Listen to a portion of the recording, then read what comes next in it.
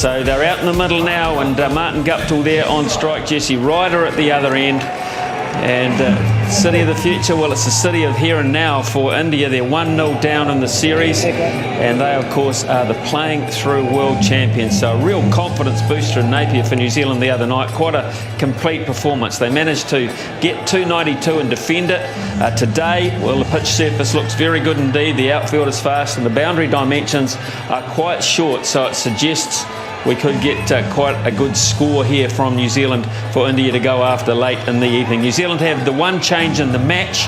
They've got Kyle Mills coming in for the injured Adam Milne, so a lot of experience there in the form of the Aucklander. And for India, they've decided that they'll go with the exact same 11 that missed out, not by much, in Napier the other night. Let's head across to the commentary box. Waiting for us there, Craig Cumming, Sonny Gavaskar and Mark Richardson. Good afternoon, gents. Good afternoon, Smithy, and good afternoon to you wherever you may be. So New Zealand batting first. Martin Guptill out there waiting for the first ball to be bowled. A little bit out of form at the moment. He's needing some runs here, Martin Guptill. Jesse Ryder, who always looks in good nick at the other end. Get the ball in the wrong place to him, he will put you away. He's proved that time and time again. Question for me will be, will the Indians get the ball to swing? These are swing bowling conditions here in Hamilton. It is very humid. It is hot. The pitch will not be particularly quick. In fact, it could quicken up as the evening goes on, which could suit India. They need to use these conditions and use them well and use them early. Will there be an Indian backlash? Or will New Zealand find the consistency so many want from them in this country? Here we go. Oh, slow and nearly a return catch. Well, just holding up a little bit there, and Guptill very nearly just gifted his wicket. Well, looking to work the ball to the onside, so getting a leading edge.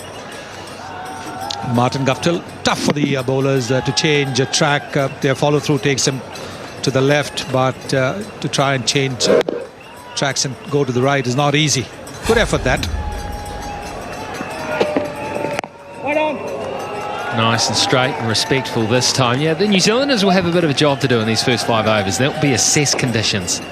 Work out really what this pitch is doing. It looks flat, it looks good for batting, but it could be a little slow. It's been under covers for 2 days and hasn't hardened up as much as the one you can see to the right, which is the one used against the West Indies when the West Indies scored plenty, 360 plus.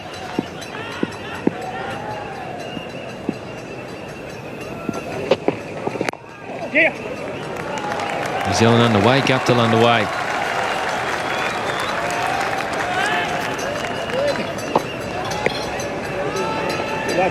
These are conditions that Bhuvneshwar Kumar will try and exploit. He can get the ball to swing. We saw that a little bit at Napier. But if he can get the ball to move in the air and off the surface, he will cause a few problems for the batsman.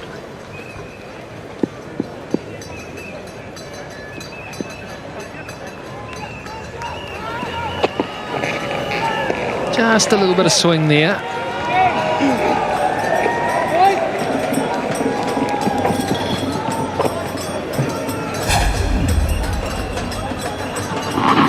As you can see, just a hint of swing really around the off stump, moving slightly away.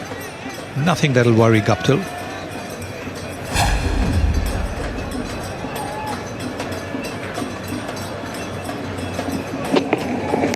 Right there. There.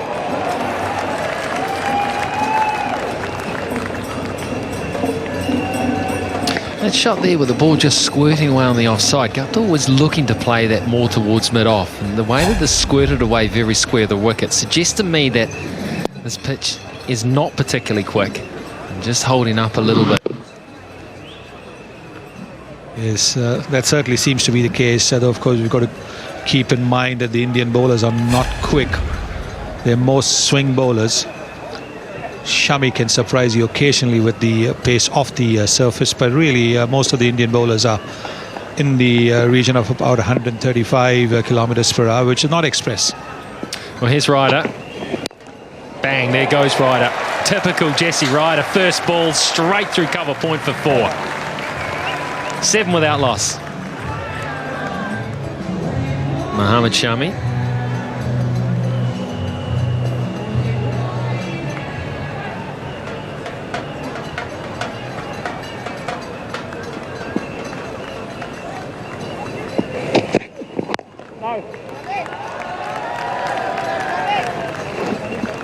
First 7 balls, you can certainly notice just sitting in the surface slightly.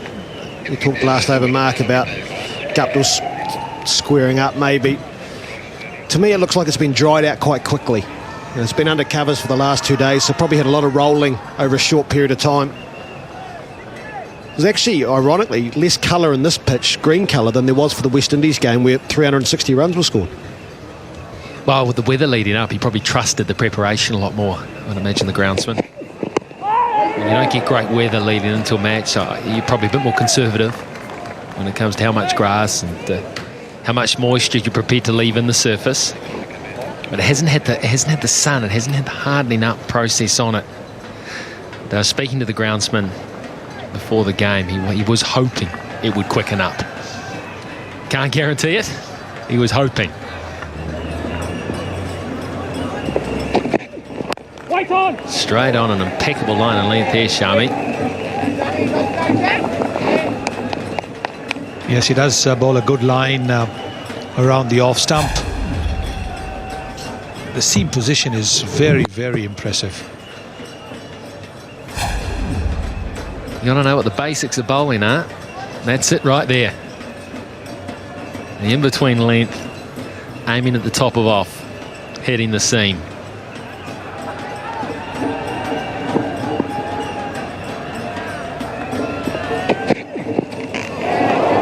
You can just see the way that looped through. As it went past Guptill, it was okay, and Guptill just decided to let it go, but it rather looped through to MS Dhoni. Yes, you can say that the ball bounced a little quicker at the Australian Open tennis. Look at that, it is pretty much like a tennis bounce.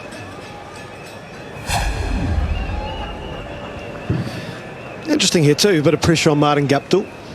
Not so much for the place of the side, but he had a good score in Nelson against the West Indies, but for his standards, it's been a quiet summer.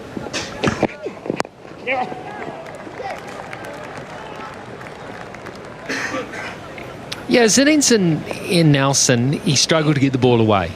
And it was a slowish innings by comparison to his record and his regular strike rate. But I think that the conditions here and looking at the early form of the surface calls for that sort of innings here. Someone to bat around. Someone to go on and get a reasonable total. Doesn't have to be at a runner ball. It has to be something that the others can attack from the other end and make pace on the ball. Someone has to really anchor that innings in these conditions if they continue to be a little bit on the slow side. Jesse Ryder will just bat. He'll go after the ball. He will hit in front of the wicket when he gets the opportunity. Oh, that's a goodie that. Just slipped away a little. Good finish to the over 8 without loss. One down, New Zealand, one up. Here we are in Hamilton today, and then it's up the road to Auckland, and then back here in Hamilton, and then to the capital.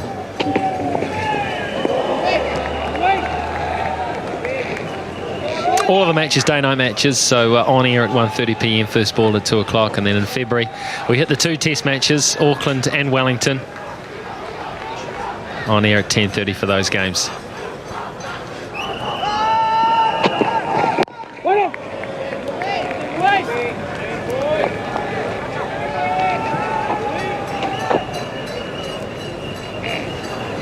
Ishant Sharma, he'll have to bowl a lot better than he did in the first one day. Gave away 72 runs in his 9 overs. And particularly in the middle overs.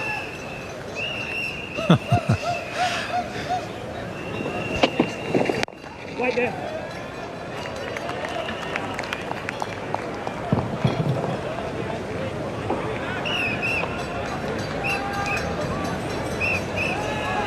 Ishant Sharma, one of the many Sharmas in and around the Indian cricket team. There's Rohit Sharma who opens the batting. Quite a few Sharmas in and around Indian cricket, not necessarily in the Indian team. It's a pretty common name, Sharma.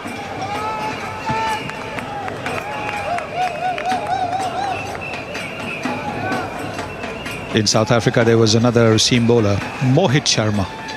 So quite a few Sharmas.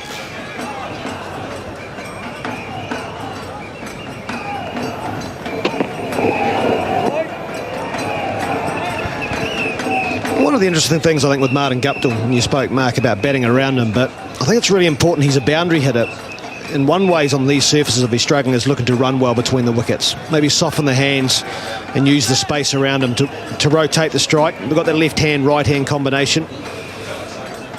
So some of those dot balls, all of a sudden you're scoring off. It's keeping the scoreboard ticking and also taking the pressure off you as a batter. Oh, that's a goodie. These two could be in for a battle here. Yeah, shrug of the shoulders saying can't do much about that. I think this is where batsmen say to themselves, thank God I'm not set. Because if you're set, you get closer to the ball, you nick it. So this is pretty early in the innings. Pretty close to the ball. But if you're set, you get behind it a lot more, your feet move, you get into position, you nick it.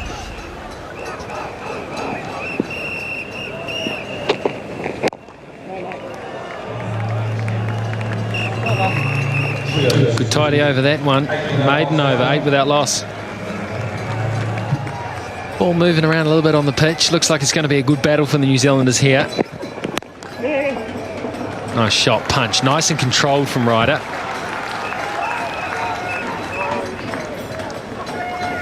He's just stood up and punched it off the back foot, played through the line. That's what he does. Jesse Ryder doesn't really bother too much whether the ball is going to move around or not. Look at that. Bringing the bottom man into play. Here, not looking too much for power, looking more for timing. Smack bang middle of the bat, that.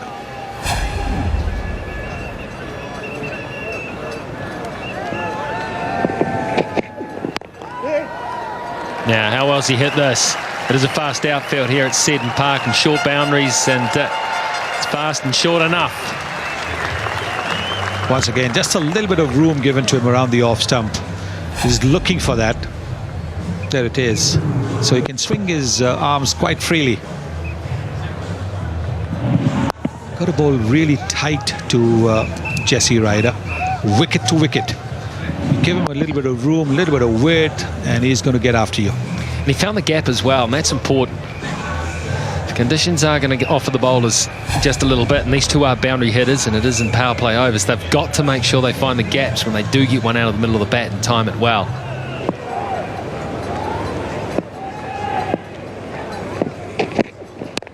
And again, this one bounces over the top, hard and away, and that's 4 more from Ryder, looking very good. Well, this one was a little more fuller around the same area. You can see how he's been able to free his arms. This is a terrific shot. Very, very good shot, this. Right on top of it, fully in control. I don't think it's a chance. It's going to fall safe. It's actually going to go for 4. Oh, it looked like he gone straight up in the air for a minute there. He got enough on the bat. Again, a little bit of room. You can see from that front foot movement, he's giving himself just that opportunity to free his arms.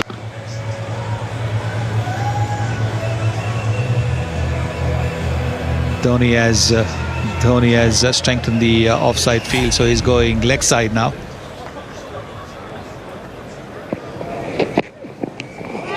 Oh, was that little edge as it went through? He's given him. Umpire Gaffney's given him. Ryder has to go. He chased a short wide one, and it's cost him his wicket.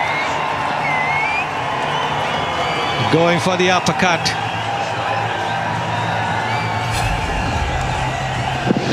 And you can see, was it a bottom edge? Whatever, there was a very big noise. And Mohammad Shami gets Jesse Ryder once again. He got him at Napier. He's got him here, trying to uppercut. And New Zealand have lost their first wicket. Jesse Ryder is out for 20. It's 25 for 1. Kane Williamson comes out to bat, and he's in good form at the moment as well. New Zealand just lost their first wicket. Jesse Ryder, another start, another promising start.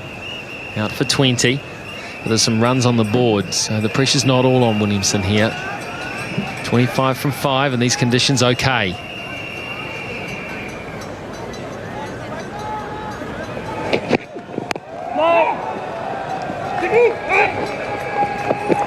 Nice good pace, that one, 143k, so you can get it through at a slippery pace. Here's Ryder, a little bottom edge on it, didn't come through, played a little soon. This often happens on a slower wicket. Yeah, he'll be pretty disappointed. Now you might just notice there to the right of the screen, WASP, WASP. This is what it basically is. WASP stands for Winning and Score Predictor. So using the historical data over the last 5 games, when the team batting first is batting, it predicts what their score is likely to be based on the situation they find themselves in at the time and using the history. Nicely played. That's just worked away on the onside. It's a shot of a man in good form because it nearly went for 4. And in the second innings, it will predict the winning percentage chance of the batting team. So what percentage chance they have of winning the match from the situation they find themselves in at the time. So it's a score, it predicts a score when you bat first, and when you bat second, it predicts your chance of winning based on the situation you're in and what has happened in the past.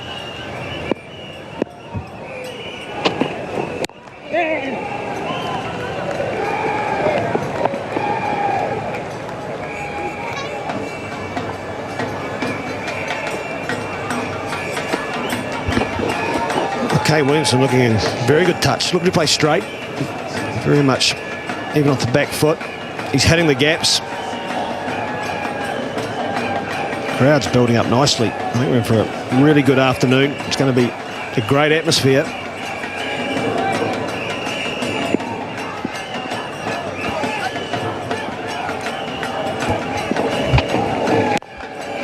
Good shot. Wow, that's a fine shot, and that will make Martin Guptill feel a lot better about things out there. It certainly will, because it was not an easy shot to play. It wasn't what you would call a real shot delivery, but he got in position very, very quickly, punched it off the back foot. He's a tall man, so he's made very good use of his height. Might not have been easy shot to play for somebody not as tall as him, but he's executed it brilliantly.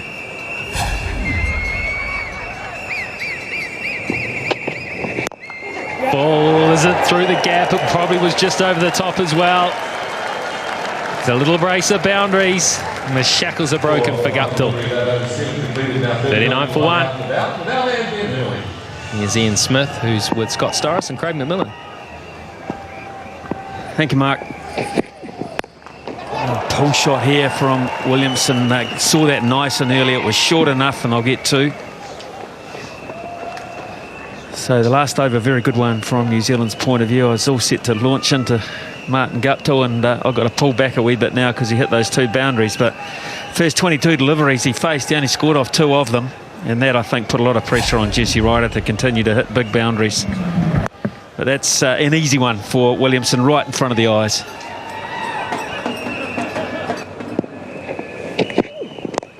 Oh yeah, in the hip there, and Williamson's played it very cleverly, exceedingly so. They might look for a third on the fumble. It was a good piece of work in the deep, and it had to be.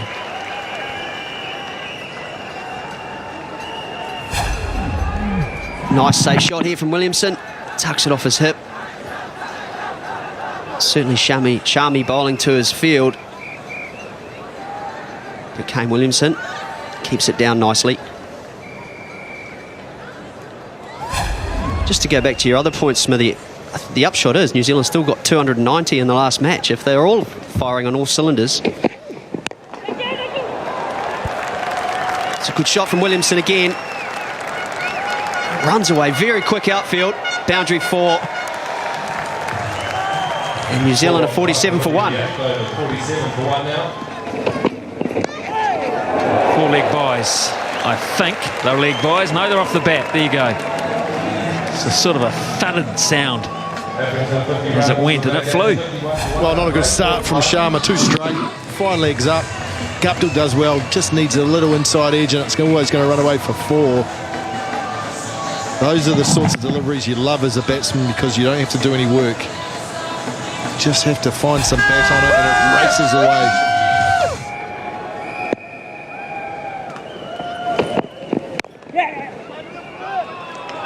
Good player off the back foot, Williamson, for such a short guy. They're going to get 3 here. That's very good running.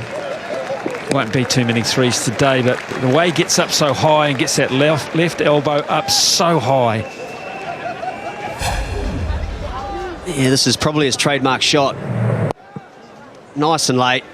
No fieldsman out on the offside. And a very well run 3.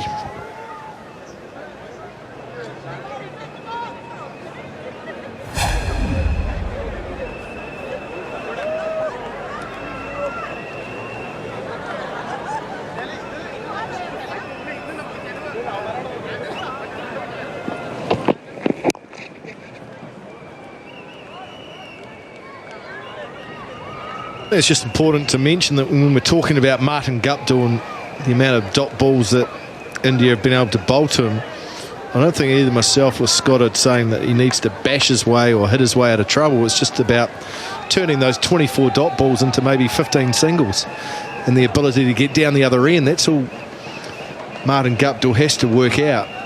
And once he does that, then it takes a bit of pressure off his partner at the other end as well.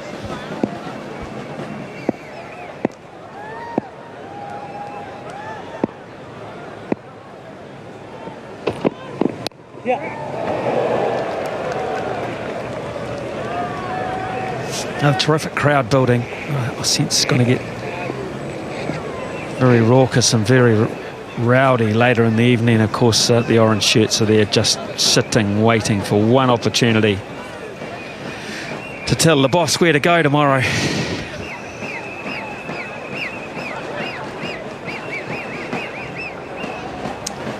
Powerful man there, Sir Barry Patterson.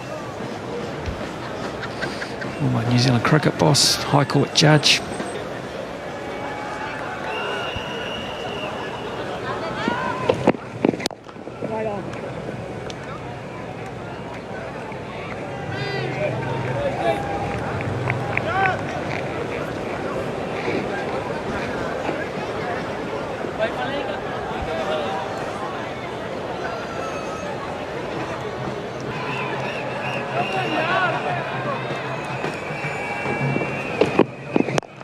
That's Guptill. That's 6. And that goes begging. 13 overs gone, 70 for 1. Wonderful shot from Guptill. Head down. And a nice swing of the bat through the line of the ball. If the 100,000 is to go, I think Hamilton might be the day.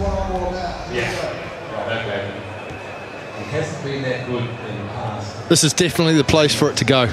No doubt about it.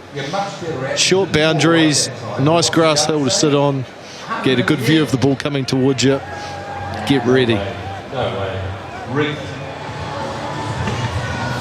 Have a look at the eyes here of Guptill as he makes contact, and this is when he thinks he's getting back. Just a little glance as to where it goes.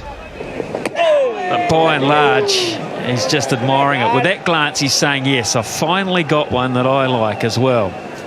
Finally got one out of the middle. That'll keep those grumpy commentators happy. So looks down the pitch, looks a little glance just to see if it's going to clear the field. He knows it's going to, just to confirm it, then back down the pitch again. Feel good look, and there'll be one after that too from Williamson. Beautifully played. Not a lot of pace on that delivery. So clever.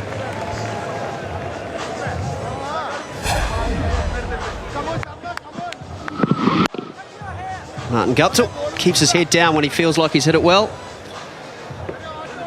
Jadeja just a little bit short with only one man behind point.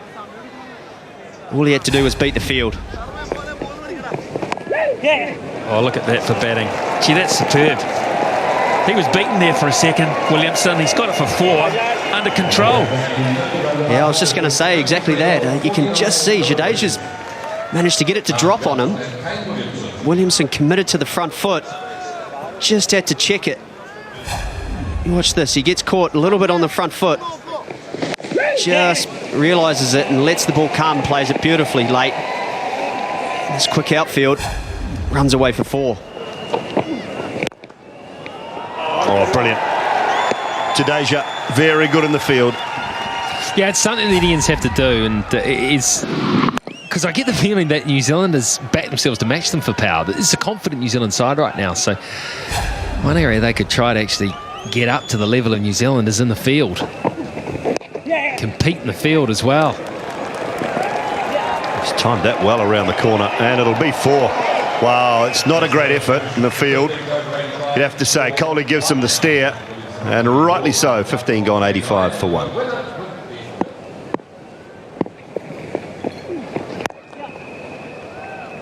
And when you look at him play, it's like he underhits the ball. His tempo's so nice, and Sunil Gavaskar just talked about when we started the game, temperament.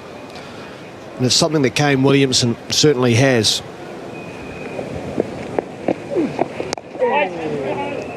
I think one of the big differences is he gets his leg out of the way. So that the leg is not a defensive play at all. He's actually getting it out of the way so he can get the bat through to work the ball, manoeuvre the ball. It's out of wake up talk from just outside off stump.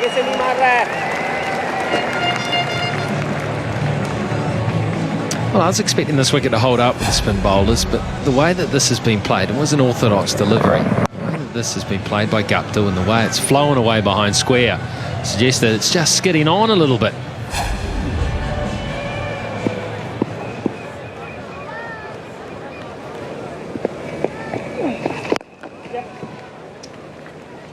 Again, that's a good over. Boundary off the over again. 16 gone, 92 for 1.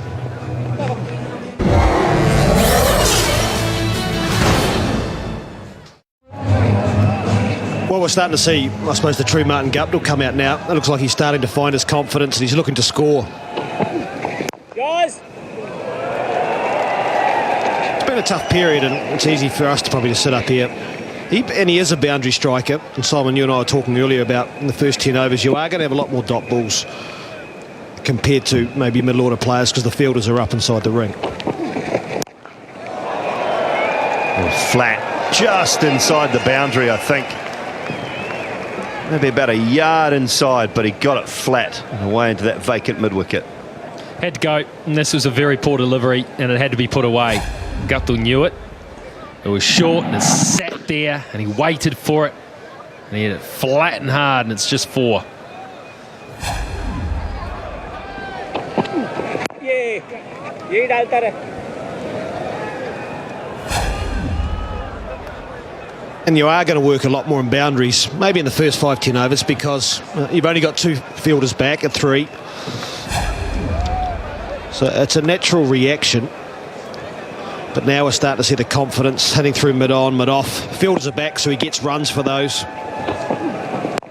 Well, what he has to maximise now, he's got 40 there from 52, so his strike rate's fine for the situation as far as I'm concerned. Now, he can lift that quite effortlessly by using the gaps and scoring off as many balls as possible. Yes, I think Williamson might be looking to that mid-wicket area. Well, a lot will depend on how they treat Reiner based on how Ashman's going at the other end.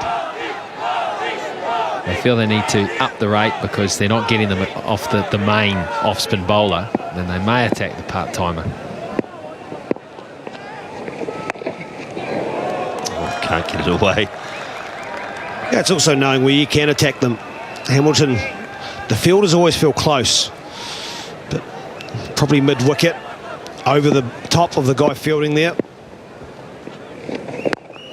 Round about there will do. That'll be 6 and a chance for someone in an orange shirt. No, none of them near it. No one near it. You blokes lining up for hot dogs. Hey, don't worry about your food. Buy a lot of hot dogs with $100,000. Well, that's a brave stroke. It's beautifully executed because there is a man out there, and on a slow pitch that's turning, you'd always get this a little square and not quite time it, and you would hold out.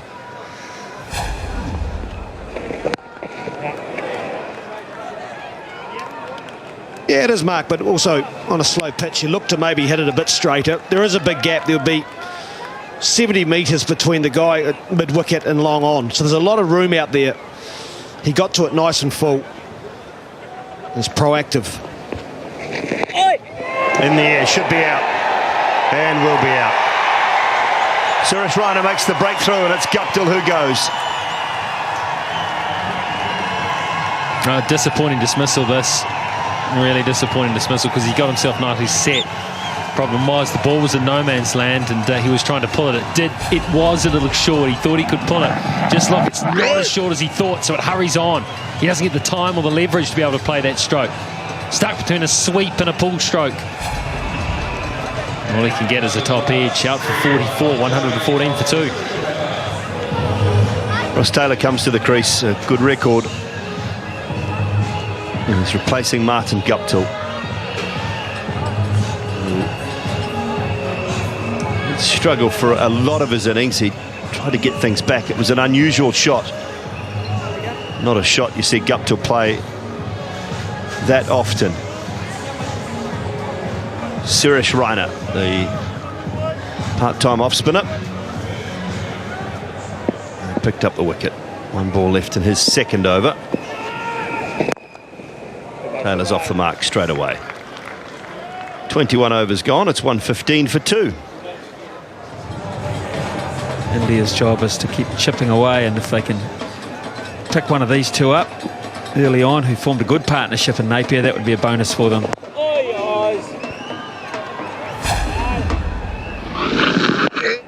Guptill bent a bit too low, I think. And so got a top edge. Simple catch to Mamachami. Nice bowling. Well, it's not a shot that you see Martin Guptill play very often at all. He's not a sweeper of the ball. So it's very unusual to see him get in that position and top edge the ball. Generally, he likes to stand up and just ride with the spin.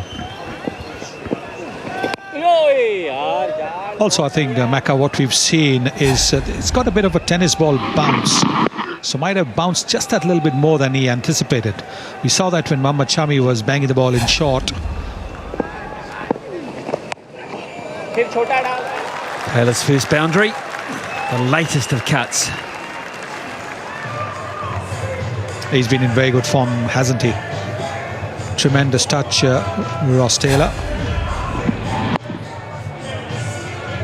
His first boundary, that'll give him a lot more confidence than he already has. Played it well, played it late, almost off the wicketkeeper's gloves.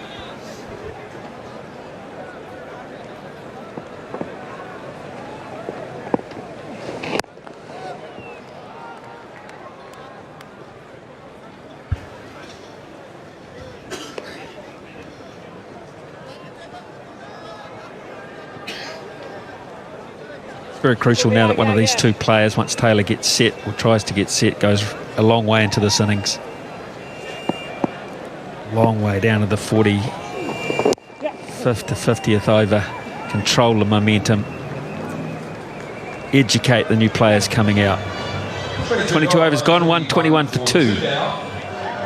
Wasp saying 296. It's Raina.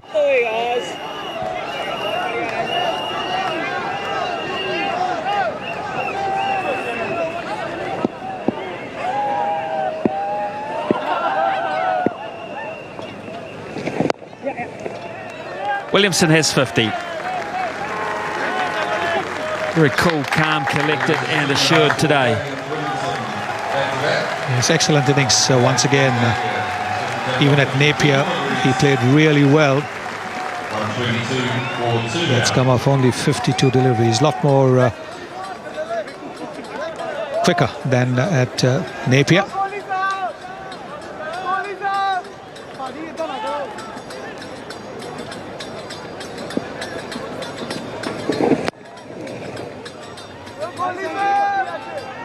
Interesting turn there.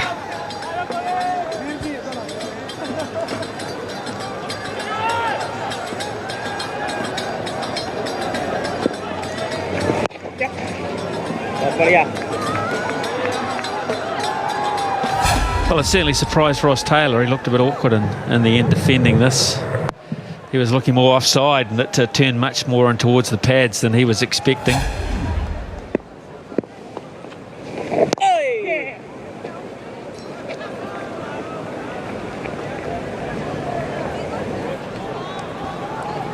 What Dhoni is looking to do is finish the overs with his spinners. He is not going to use too much of the seam bowlers.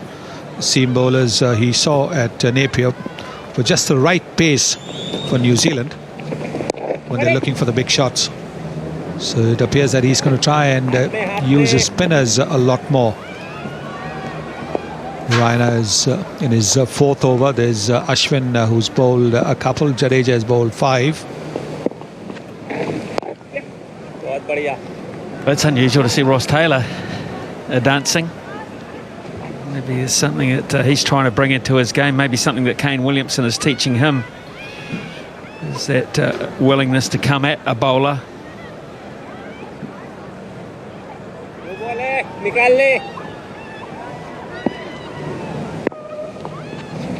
ये बहुत बढ़िया.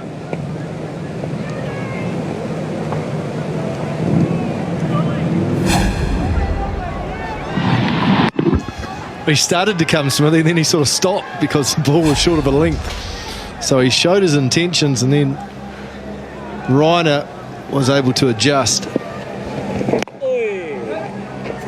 Just 3 from it. New Zealand 130 for 2. So at the halfway point in terms of overs, but not necessarily the halfway point in terms of what New Zealand would expect to score. There used to be a theory advanced that you double it after 30 overs with wickets in hand, and that's pretty close to what you get. But I think even more now, you might even want to double it more sort of after 32, 33, because the ability to hit earlier and further, I think, is coming into the game. Also, I think the batting power play, which most teams take after the 34th, 35th over, kind of gives them the momentum for the last 15 overs of the innings. If they take it on in the 34th or 35th over, then they have wickets in hand. They can start banging the ball around in those last 15 overs. So you can actually double or even more than what you are at about 30. Well, very rarely these days do you see batting sides take it early. Most of them just let it play out until that 35th over when it's compulsory and they have to take that batting power play.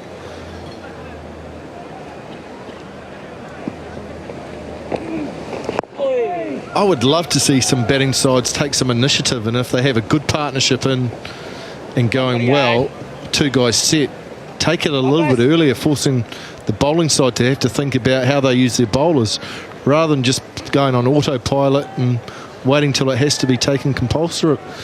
It's compulsive to take. What we've also seen is when the batting power play comes, teams look to score much more than they're doing at that moment and lose a couple of wickets. And if you lose wickets of the guys at the crease and you have 2 new batsmen at the crease, then it does slow it down a bit. That's why you find that when teams are batting well, there's a good partnership going. Then they wait for 35 overs to be completed and let the batting power play come on its own. Yeah, I'd like to see sides be more proactive, Sonny. Quite often the batting side loses a wicket 32nd, 33rd over, so someone new has to come in, then you have to take the batting power play and you lose the opportunity. We get 2 here, might even get more. No, brilliant. Very, very committed these days, India in the park. Rahani out there, very, very quick across the surface. 136 for 2.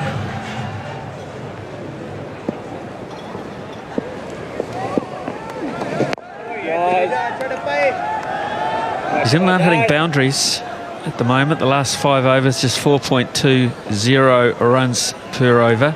So Dhoni would be absolutely thrilled with the way this is happening or unfolding. Streaky one there for Taylor. Run away, won't quite make the boundary.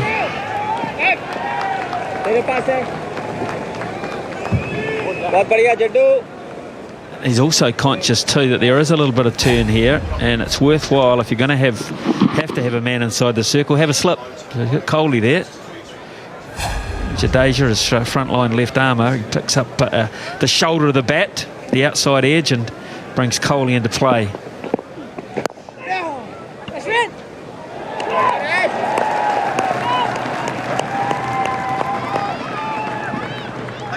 Good effort, that. Very good effort from Ashwin. You want efforts like that to lift the bowlers up, lift the whole team up.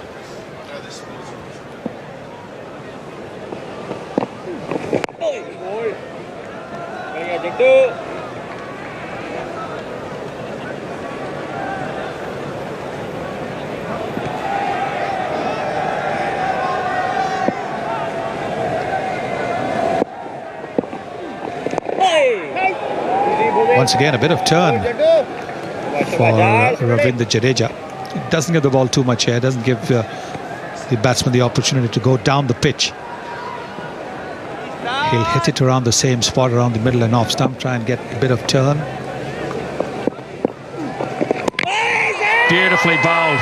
Now then, we're going to have a look upstairs.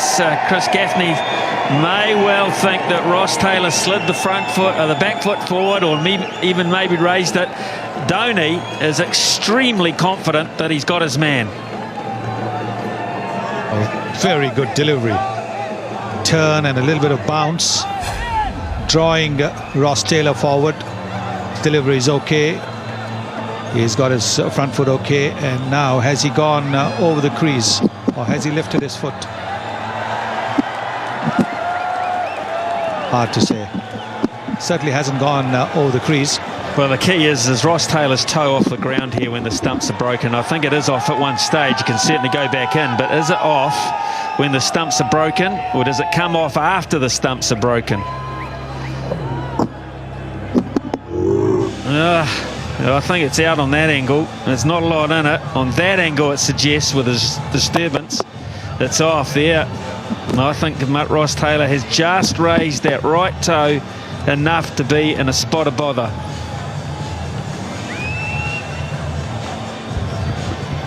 Well, it's all about timing. No, I think, unfortunately for Ross Taylor, the timing's going to be wrong here. Well, I don't know. If I go back, when the bail is originally dislodged, is his toe on the ground? Right there. Is his toe on the ground there? Would you say it's on the ground when the bails are dislodged? Yes, but are the bails off the groove? That's the important point. Oh, Sonny was scientific all of a sudden. Put your lab coat on to sort this one out. Yes. Well, thank God I'm not a TV umpire. It's up now. There's no doubt about it, but the stumps are well and truly disturbed. Is it up there? Is it off the ground there? When they're out of the groove, as Sonny's pointed out, they're disturbed. Toes on the ground there. No doubt about it. It's disturbed there. Are they out of the groove there? And is the toe off the ground there? Is there doubt? Is he going to get away with this, Ross Taylor? He might have dodged one. He has. He has just. Good piece of work from MS Dhoni. Taylor just lost his balance. Just lost his balance enough, but the foot was down when the bails came off, so he survives just. Placement. Forward press, back in control, and then place it. Find your gap. Brilliant shot. Brilliant, brilliant shot. There it is, forcing the bowler to bowl it short. It was that initial movement that made Ashwin think that he's going to go down the pitch. Then he stayed put. And again, playing it very late, very, very late, away from those fielders. Terrific shot. The converse, he does commit to coming forward. The ball is a little fuller and he can control it down to mid-off. So that's the art of playing spin. He hasn't perfected it, but he's on the way. Williamson, he's New Zealand's best at it. There's no doubt about that.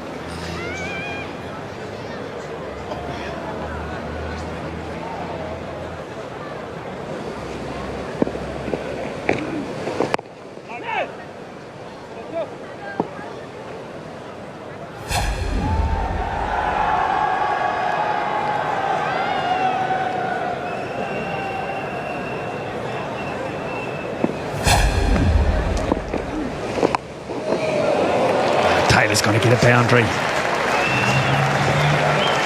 Hitting from the crease this time, staying put. Very effective sweep. 147 for 2. Oh, another bit of turn there for Ashwin. Taylor will come through for a leg by. Despite being... Yeah, there is a bit of turn. And a little bit of bat as well. Wasn't far away from him. Dhoni. Boys, he hit that and has it carried round the corner. Interest? The interest just for a fleeting moment. 153 for 2.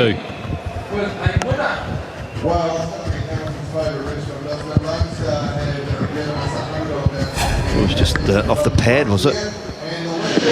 Yeah, straight off the top of the pad. You're right, starting to see some turn. Watch the ball clip the thigh pad.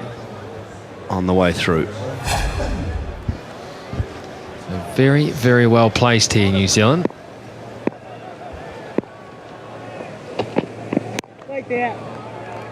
In conditions also that I wouldn't say it tailor-made for attractive stroke play and high scores.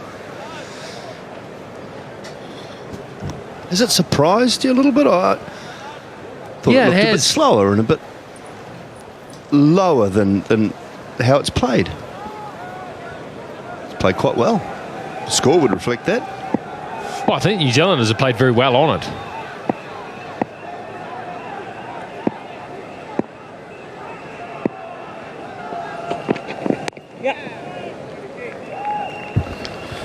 Yeah, I think you're right there, Mark. I think New Zealanders have played very well on it. Kane Williamson, especially just under a runner ball.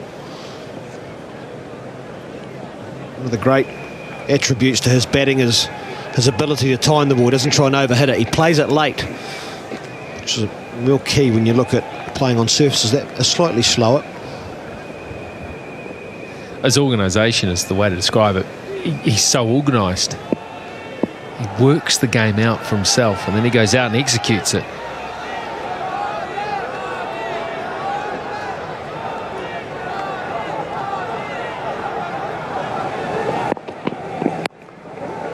Yeah, and I don't think it's any surprise that he has and is starting to have success, because I think I'd be right in saying he is the hardest trainer in this side by a good stretch. Average is on the way up, not only in one-day cricket but in test match cricket as well. When there's extra work needed or when there's a day off, very rarely will you find Williamson anywhere but in the nets. Not on the golf course. He doesn't do a lot of that. He's thinking about his game, or he's practicing his game in some way or another. This could be taken. No, one bounce. Well, he summed it up. It won't impress the bowler, but he made a decision there. Shami, and he decided that he couldn't catch it. It was better to pull back and make sure that he stopped the boundary.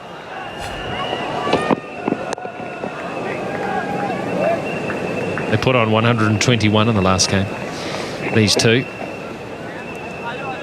Yeah, the good thing from New Zealand's point of view is, even though they have lost wickets, that run rate has never got below 5 from very early on in the piece.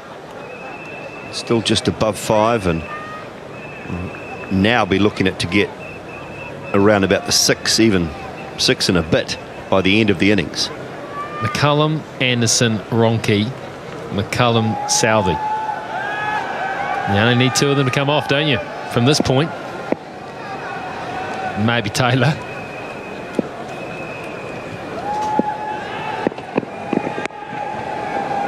I think that's what you'll probably find, won't you? They'll decide, OK, it's time to go, and Taylor will be the one that will decide to accelerate. Yeah, he should. He's now in. So Williamson just needs to think about continually turning the strike over, taking the ones when that batting power play comes along, and Ross Taylor's got to be a little more calculated in his risk-taking. But you know, when Brendan McCullum comes in, watch out. Be fireworks. If they lost a wicket now, I think McCullum would come in and start throwing the bat at it anyway. He loves this situation.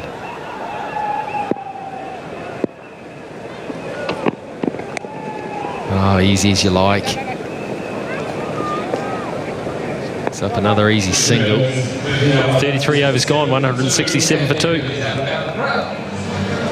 Was 297. That's what the score predictor predicts based on the situation New Zealand are in and a bit of history. 300's on. 300 is definitely on. 310. 310 is on too, if New Zealand can do this well. Bit of rain's on as well. I think you're light. I think you're way light. Really? I think 350's on. I'm being conservative again, aren't I? Just a little mark. It's all right. I expect it. It's okay. Not a problem. Yeah, I don't think Was realises that McCullum, Anderson, Ronke are to come. ball. Look at that turn sharply. There'll be more runs. And down comes the rain as well. And in come the umpires, and I think on will come the covers. And once again, I'm bang on. Oh, righto. Anyway, I think it's time for a break. Well, the rain looks like it's cleared up a little bit. We might not be too far away from the start again, so we'll take a short break and come back with some slightly better news. Park, the very good news is that the covers are almost gone. The Indian fielding side are out on the park doing a few exercises, a couple of catches, a bit of throwing, so they're keen to get back out there. And the news is that 170 for 2 New Zealand, and we are told from the umpires that the game will be now a 42 over affair. In other words, 8.4 overs still for New Zealand to bat. Now then, so there they are, believe it or not, out the dinner break, 6:57, so 57 minutes to bowl 8.5 overs, a 30-minute break, which if they get through their overs quickly, we would think would be closer to a 50-minute break, and then we're going to be deprived of 8 overs in the second innings, so India will have 42 overs. At that point, of course, they have to reassess with New Zealand's situation as to what would be a fair score if they got to bat, and maybe Duckworth-Lewis will come into play. And India's total to chase may well be increased by some margin. So we'll have to wait and see what they come up with there. Right, Ashwin.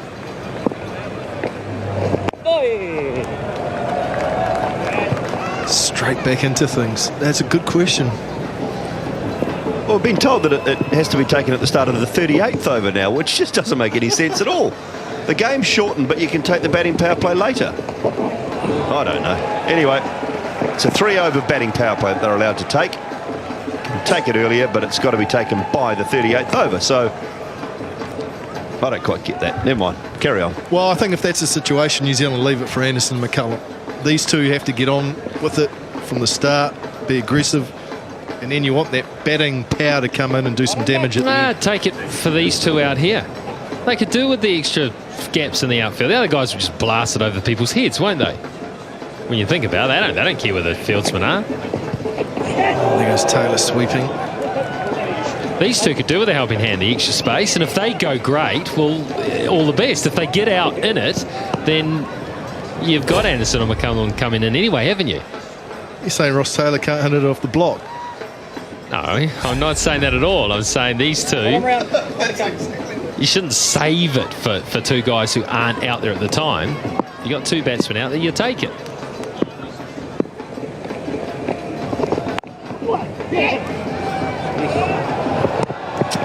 Oh, that's the end of the over from Ashwin, New Zealand. 174 for 2.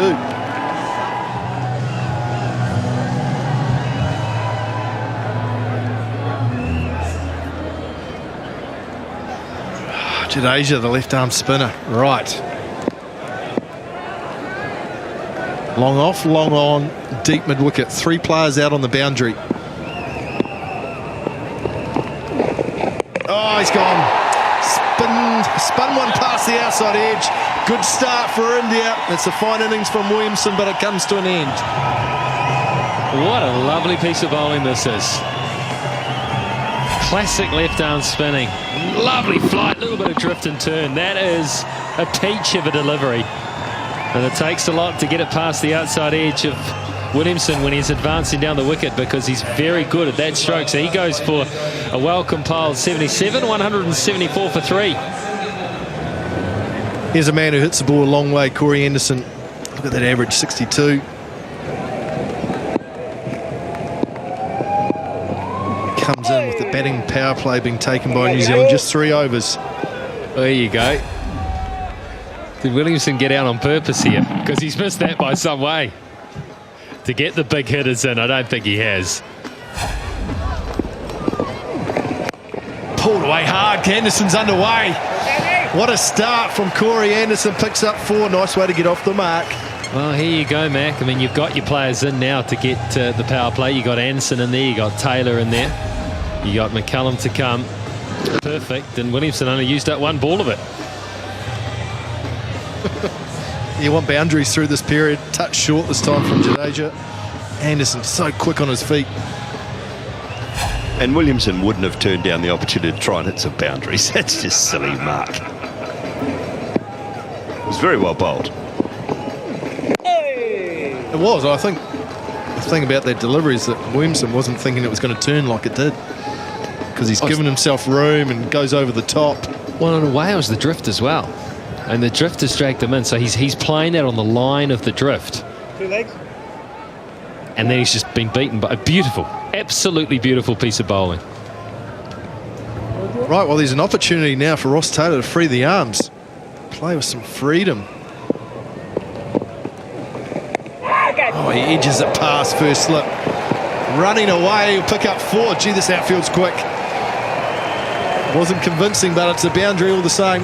Oh, I think, and he deliberately played it there, that is for sure, because it was a short delivery. Probably went a little finer than he wanted, but it was definitely played in that area. Good thinking from Ross Taylor.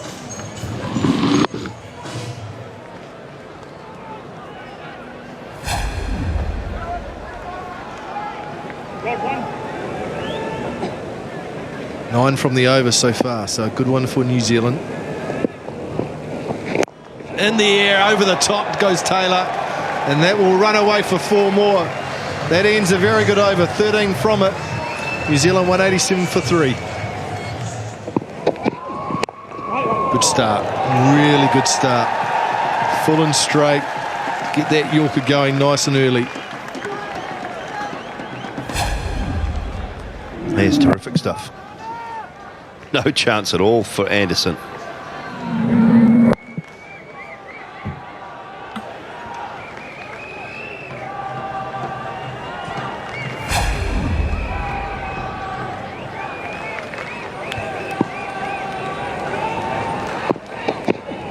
Oh, bang! He's missed that time, and Anderson has, and he's launched it down the ground for 6. What a blow from New Zealand left-hander. Well, that's the problem. It hasn't missed by, well, not a huge amount, but it's a half volley, and Anderson's just waiting for it. And what this does to a bowler also, this has been hit so hard straight back over his head, he's just reluctant to get through the bowling crease. Worried about what's coming back at him at times. You've got to turn your mind away from that as a bowler and get through the crease and get your Yorkers in play. Very easy to stop short here. Oh, he shovels it hard. 1 bounce for 4. That was hit like a bullet. This was no more than 3 metres to the right of the player down there. Or to the left as Taylor looks, but to the player's right. And long on, and he had no chance.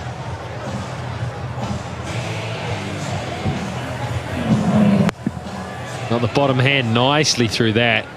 That's where the power came from. That bottom hand's coming into play now. Oh, that's good. That's really good. That's something you don't see every day from Ross Taylor, but that's smart. That's terrific batting. Great thought put into it. Knows that that's exactly what Kumar's trying to do. He stayed nice and low in doing it and just paddled it away. It's the first time I can ever remember Ross Taylor playing a stroke like that. Normally just backs his ability to smash the ball away in front of square.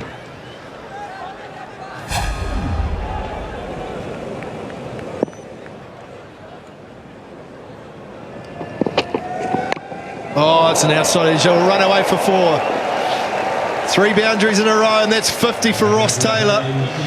It's been an excellent innings from Taylor, and now he can have a bit of fun and do a bit of damage. 51 from 49. That strike rate is just going to improve over the next couple of overs. Yeah, number 26 for Ross Taylor. Deserve a little bit of luck here and there. And he's got that. Bowler didn't do much wrong there, I have to say. And all of a sudden he's gone for 14 with 1 ball remaining. It's well bowled. Spun past Kumar, and Taylor picks up another single. 15 from the over, a good one for New Zealand. 215 for 3. 52 from 50. Unleash he will. Ravi Ashwin has come back into the attack. Oh, puts the carom ball. Stop, Ash. Taylor picks up a single. Ash. Well, that's why Taylor has to look offside to Ashwin. That's what's going to come all the time, because he doesn't want to give him that freedom of the off spinner to hit the ball away to that leg side. He'll look to take the ball away from Anderson and away from Taylor for the most part. He might get the odd one that's not in that situation, but I think that's what he'll try and do.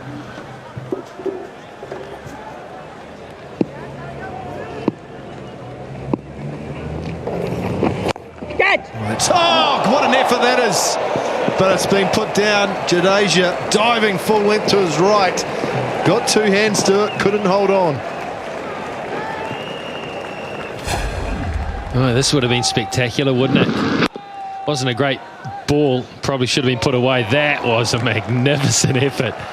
It would have been one of the spectacular diving catches. The thing that saved Anderson was how hard he hit it. Blew it through the hands. Taylor has to think about the offside. That'll be wide down the leg side. Gee, it was quick too from Ashwin.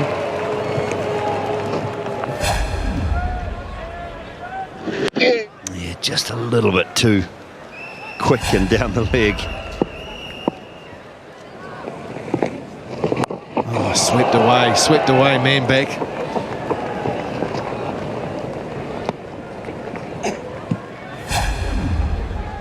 Oh, Anderson has hit this very hard. Jadeja has seen it, had a good look at it, full stretch. Power pushed it through the hands. That would have been one of the catches of the summer, no doubt. Oh, big. That's big. In fact, that's huge. That's gone a long way back. Anderson hasn't missed out when he needed to. He's picked up 6 more. That's the quicker ball as well. That one 117 Ks. I thought that had the launch angle to just keep going. He has to go out of the ground. Wasn't too far from it. Oh, he hits it a long way. This ground isn't big enough for him. Emir Stoney goes down and talks to his bowler, says, I'm not sure if that was a good idea, that quicker delivery. That one's slower. Same result. A lot slower that time from Ashwin, but Anderson doesn't disappoint. Picks up 6 more. But they're getting their opportunities now, aren't they, in the orange shirts? They need to be on red alert in the outer. Really took the pace off it. That one was 78k. Partnership of 57 now between these two. Oh, it's slower and a touch shorter. Anderson hits it hard down the ground. We'll pick up 1. 17 from the over, a good one. New Zealand 232 for 3. Oh, it's in the slot. It's in the slot, and Anderson says, I'll have a big piece of that. Oh, he's taking it. We've got another one. There's 100 grand right there. Look at the party going on. Yeah, beauty, son. How good is that? He's just won himself 100k and his mates are happy. Corey Anderson and Ross Taylor are having a laugh about it as well. Singing and dancing on the bank. A one-handed specky.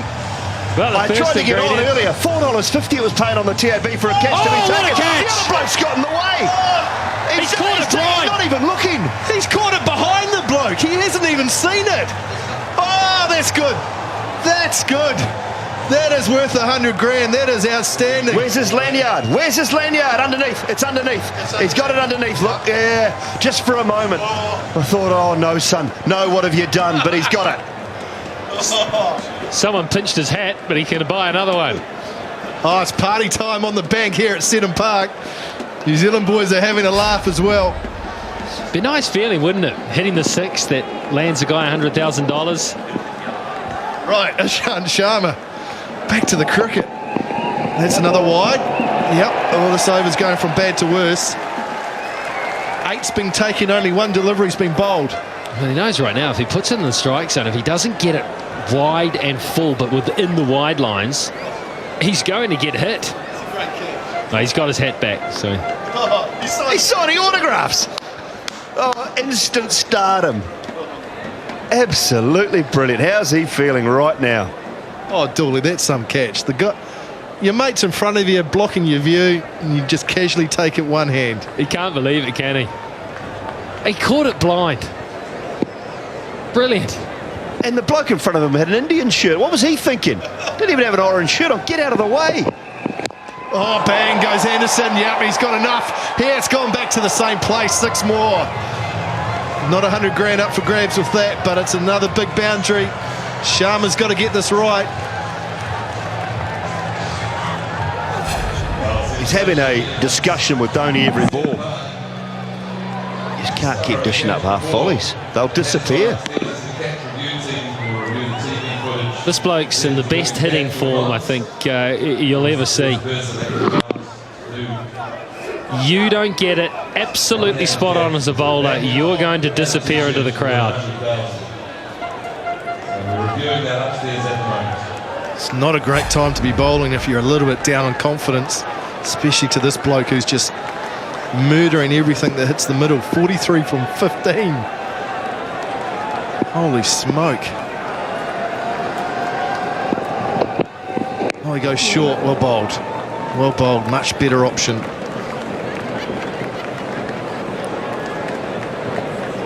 Well, it's his only option, isn't it? Because he's not hitting the block hole, he's not hitting the line required.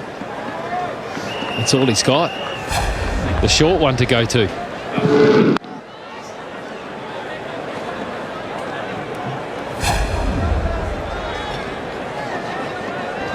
Boy, breathe a sigh of relief here. Shant Sharma, that you got Ross Taylor, who's... I mean, when would you breathe a sigh of relief when Ross Taylor's on strike? How often would that happen?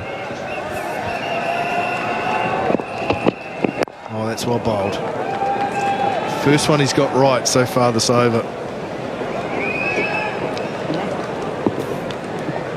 Well, I can tell you something, fellas. This is another very big ball for Corey Anderson. 6 off this delivery. He will then hold the fastest 50 and the fastest 100 in one-day international cricket. He will be equal with Sunith Jayasuriya, but he will be the holder, if this ball goes for 6, of the fastest 50 and the fastest 100. Oh, there it is. It's gone high. It's gone really high. Has he got enough of it? Has he? No, good catch, Shikadawan. That was there to hit. He got height, he didn't get distance, but a very good innings from Corey Anderson has come to an end. And India will breathe a sigh of relief. Well, he gave it a go, didn't he? He gave it a go, but it was a slower delivery. And he just got too high on it. Realised quite early he hadn't got it. Good catch, though, from Shikadawan. He was running back. Cradled it, but Anderson 44 of 17. It's 248 for 4. New Zealand captain Brendan McCullum comes out to the middle. Just 19 balls left in this New Zealand batting innings. Good man to have coming in. Can hit from ball 1. Doesn't get any easier for India, does it? You get Anderson out, and in comes McCullum, another fine striker of a cricket ball. He's going to collect. That's good from Sharma. Took a bit of a pounding at the start of the over, but he finished it well. 17 from it. 249 for 4. Oh, just too high. It was there to hit too. That would have been it, wouldn't it? The fastest 50, the fastest 100 in the same year. It would have been absolutely sensational. Good catch by Shikadawan, really is, because this went so high, it would have swirled around a little bit. He had to be aware of where the rope was. In the end, he came in a little bit too far, and it kept going, because that's the way the wind has blown it as well. 3 overs left for New Zealand. Well bowled. A single's a good result for India. They'll take that.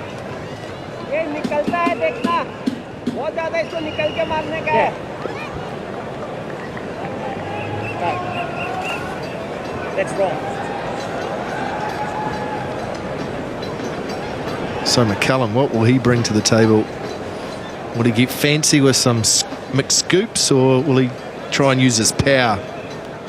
He knows that Shami's going to try and go full and straight, try and get that Yorker in. I think he'll back himself to maybe beat the ring field on in the covers. Hit it pretty hard through there. There's protection straight at long off and long on.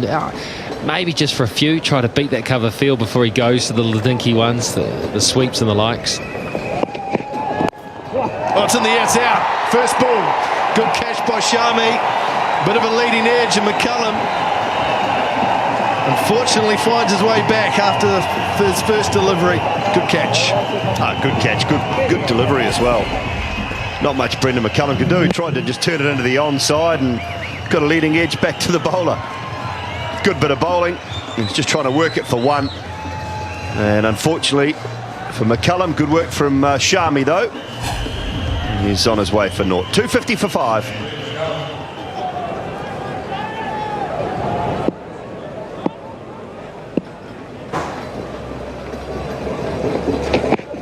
Oh, well bowled. Luke Ronke is the new man at the crease. He's got plenty of power as well, and he's underway. He's been on the money here, hasn't he? Shami, Luke Ronke, who's enjoying some good form at the moment too. It took a long time to get success in this New Zealand side, and he's had some good contributions in the last wee while.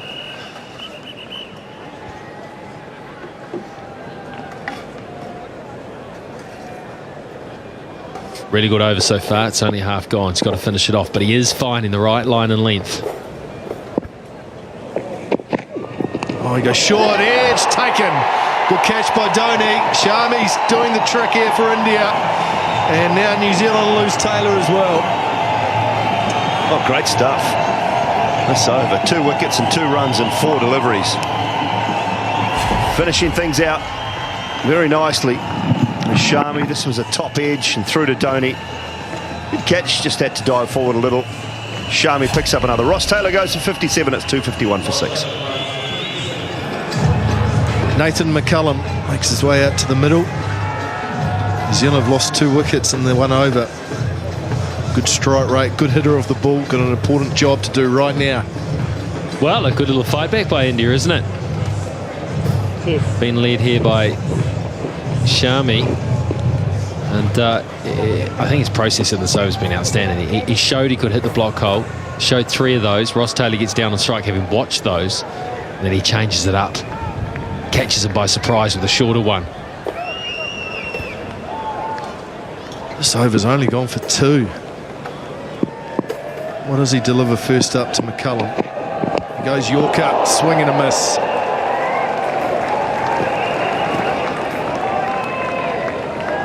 Saw a little bit of that from Nathan McCullum and Napier when he came in. Just got to get some bat on ball here. Well, his normal method, isn't it, is to get back and almost play those deliveries off the back foot so he can get underneath them. And he's been quite good finishing games off at times. If he knows he's going to get the Yorker, or the attempted Yorker, then he probably should hang back on that back foot and try to get underneath it.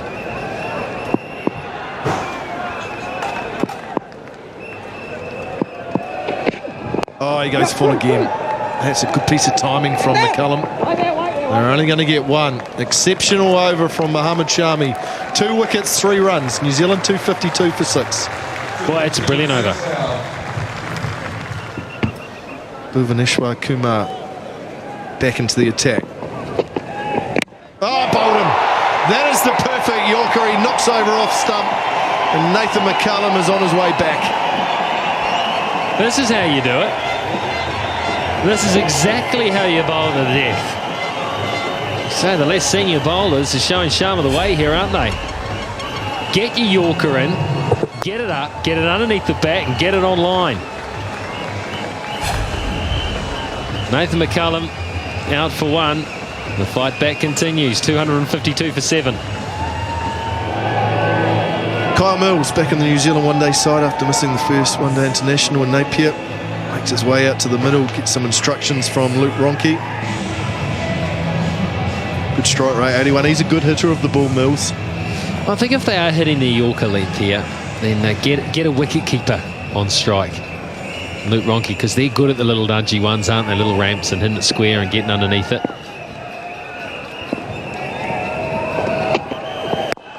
that's a good delivery, just one. Gee, all of a sudden, the last couple of overs, haven't the Indian bowlers been able to find the Yorker? It's been very good, hasn't it?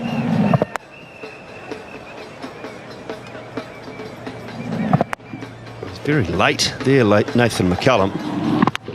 It's gone under the bat before he's played the shot almost, so hasn't seen it.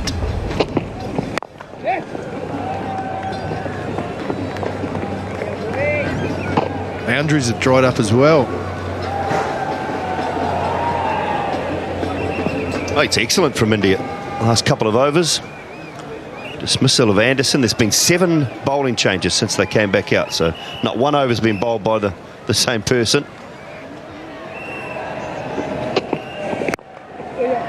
Well, they did this to a certain extent in AP, didn't they, in the last game? Came back into it in the last few overs, kept their heads, knew what they were doing, executed their plans again. 2 or 1? It shows that these two bowlers, Kumar and Shami, have good, cool heads on their shoulders. Now that's good from Luke Ronke. He's powered that down the ground for 4. Proactive, used his feet, met it on the full, picks up 4. Good shot. And was it the fact that Luke Ronke actually did use his feet here that maybe forced Kumar into trying to force it into the block hole and getting it wrong? Yeah, and he get it wrong a little bit, and Ronke was good enough, and he's in good enough hitting form at the moment to put that away.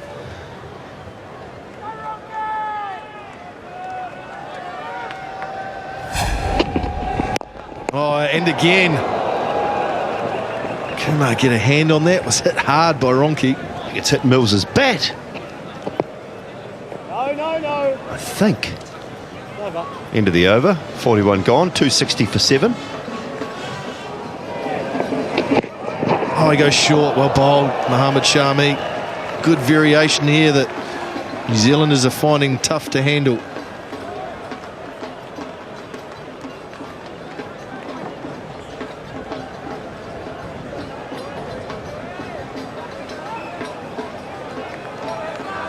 So you're guessing that it's probably going to be a mixture between that delivery there, the short, slow bouncer, and the Yorker. It's going to chop and change between those 2 deliveries. Oh, he's missed out there. Swing and a miss, but that was there to hit. You can tell by the body language that Ronke's not impressed. Should have hit that. Length ball outside off stump. In a hitting situation, it's game on for the batsman. He's missed out there, Ronke. Especially with the field up on the offside.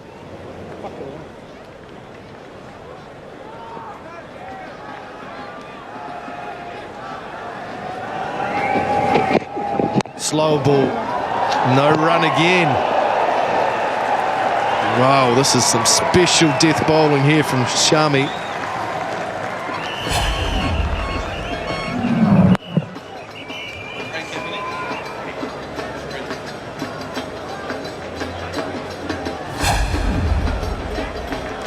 Well, yeah, we can sit here and say that he should have put a couple of these deliveries away, but I think brilliant bowling as well. Is one delivery, the second one that possibly should have gone. But the first delivery, the bouncer, and that one, the slow ball, excellent bowling from Shami. Short again, in the air, high, this will go away. All the way for 6. Up and over the keeper. The bowler can't believe it. Neither can MS Dhoni. That's a bonus. Yeah, it feels a bit unfair, doesn't it? But that's the risk you take when you do bang it in. The batsman does get something on it. It does tend to just fly away. You leave it a little bit in the lap of the gods. And that cameraman down there, he lost it.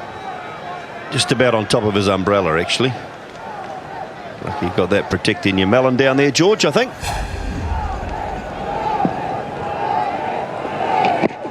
Oh, this time Ronke uses his feet. What a shot that is. Smoked through the offside for 4. The timing there, impeccable.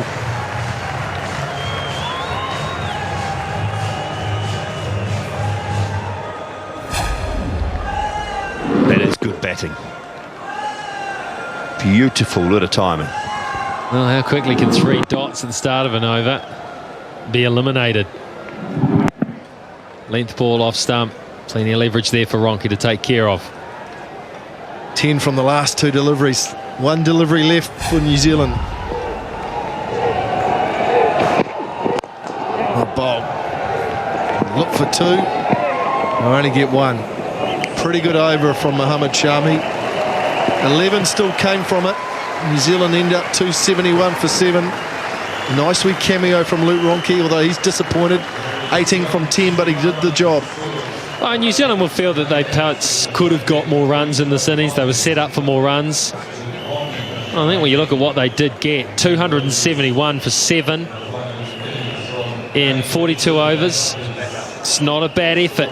Not a bad effort at all. That set up by a really, really good 77, I thought, from Kane Williamson and anchor the ends until they had to come out after the break and go for it. And then Anderson, of course, just opened up 44 from 17. Taylor accelerated his innings. Ryder got them off to a flyer of a start. Guptill hung in there. The top 5 batsmen doing a fine job, and then Ronke got a couple away towards the end. 271, I think they should be relatively happy with that. Well, the bowling at the end was very good. Shami, 3 for 55 from his 7 overs. Kumar as well, 1 for 43, had to bowl some tough overs. Raina, 1 for 18 from his 4. So all in all, a pretty good performance by India with the ball. And it means that we'll have a quick break, and when we come back, we'll see what India's run chase is.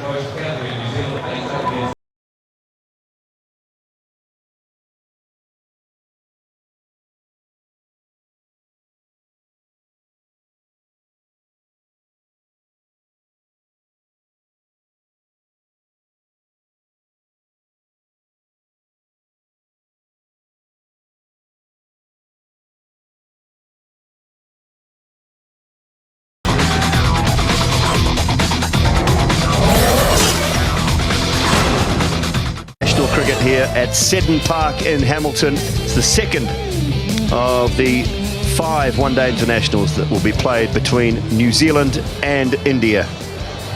We've had some inclement weather throughout the afternoon, but now it does look a whole lot better as the evening is upon us. Lights certainly haven't taken effect yet, but they are on. Dinner was slightly shortened, down to a half-hour dinner break with that rain delay that we had earlier, and just 42 overs were available for New Zealand to bat. Martin Guptill and Jesse Ryder were good at the top, Williamson and Taylor as well, and Anderson with a belligerent 44. Indian bowlers, 3 for 55, Ahmed Shami. Kumar was good with 1 for 43. Ishant Sharma, a little expensive again, 1 for 46. Jadeja bowled 8 very tidy overs. And Suresh Raina snuck in with 4 overs, 1 for 18. So New Zealand posted 271 for 7, and after Duckworth Lewis got involved, they ended up with 297. Or 296, sorry, and 297 is what India require. Alongside me, Scott Styris and Sonny Gavaskar. Evening, gentlemen. How was dinner? It was very good, actually.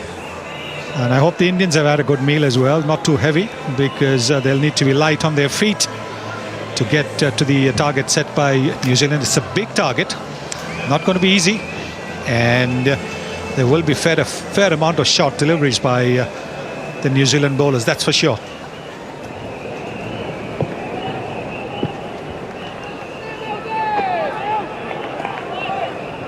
One thing, I don't think the Napier wicket was overly quick the other night. It was a little quicker than this one.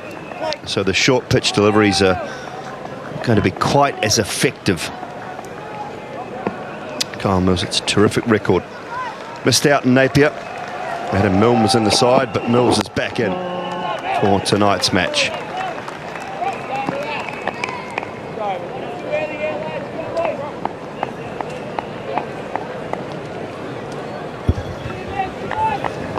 Sonny, you mentioned that you think the Indians will face a few short balls here, and they certainly did in Napier. It's only been a couple of days, but do you think any adjustments would have been made? Well, unfortunately, I don't think they had the opportunity to practice because there was some rain. So I think they played a lot of soccer or football, so I'm not too sure they've had too much opportunity to practice. But certainly I think you've got to be prepared mentally. You might not be able to get practice. Yeah. But you've got to be prepared mentally to face the short ball. India off the mark, Dhawan off the mark with that single. Because they don't get to play a lot of short pitch bowling in domestic cricket, when they go overseas, they take a little time to adjust. We saw that in South Africa in the one-days, the 3 one-days that were played. They struggled a bit against the short ball from Steyn and company, but they adjusted very well in the test match. In both the test matches, they just had a bad maybe couple of hours in the second test match, and it cost them the test match. But they handled the short ball, the moving ball very well in both the test matches. And Sonny, did they take it on? Did they take Steyn and co on, or did they duck and weave more so than play the hook shot like we saw in Napier? Well, I think it was mainly Virat Kohli who played the hook shot, took them on. Dhoni did it, but the others were quite happy to just sway out of the line. And what they showed, what was most impressive in those 2 test matches was their judgment around the off stump. They were very, very good. They left a lot of deliveries which otherwise, most batsmen would have played, and let the ball go.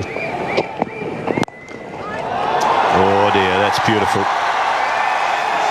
Bit of length from Mills, and Rohit Sharma so quickly onto it.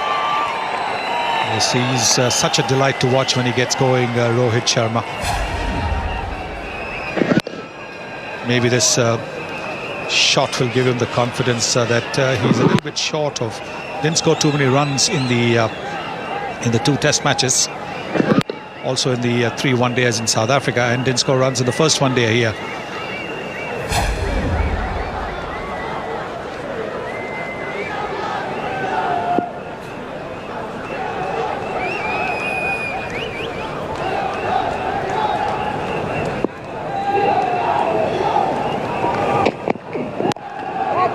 Yeah, it's something I always find quite amusing when, and I think I've probably used it myself, but when commentators say, oh, he doesn't like it there. when they're talking about batsmen who don't like the short ball, I've never met one that does. I've met some that play it a lot better than others, but I've never met a batsman that loves the short ball, and they just play it better. Absolutely. I mean, you've got to be lying if you say you like the short ball. It's how you cope with it. Either you play it aggressively, or you play it by trying to just move away from it.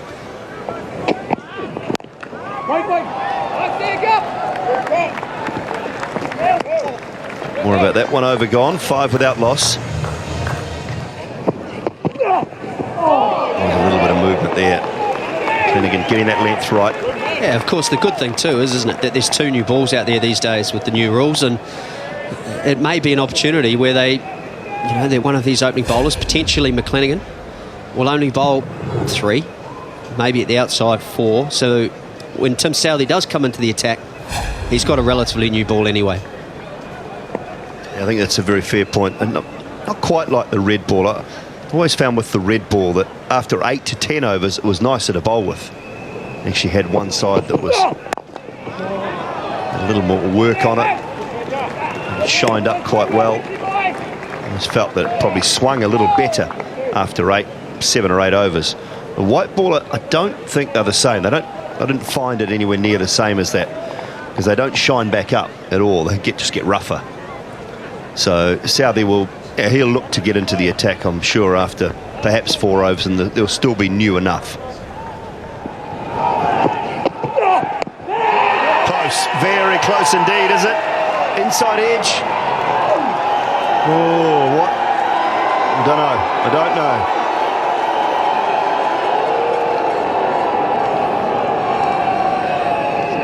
Why is he going to tell him why he's refused his appeal? Was it pitching outside leg? Interesting. Might have been just leg stumpish or outside leg. Yeah, whether it is or not, that's why I think Rod Tucker's given that not out. He has to think that's pitching outside leg.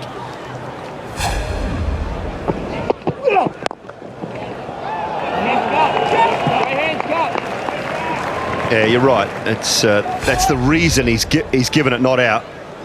He's well, he's not right, but he's not that far wrong.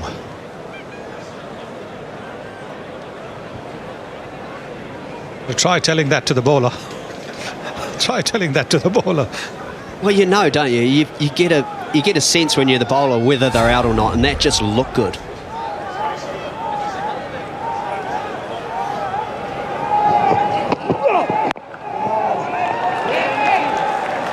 Good over nonetheless. 4 gone, 6 without loss.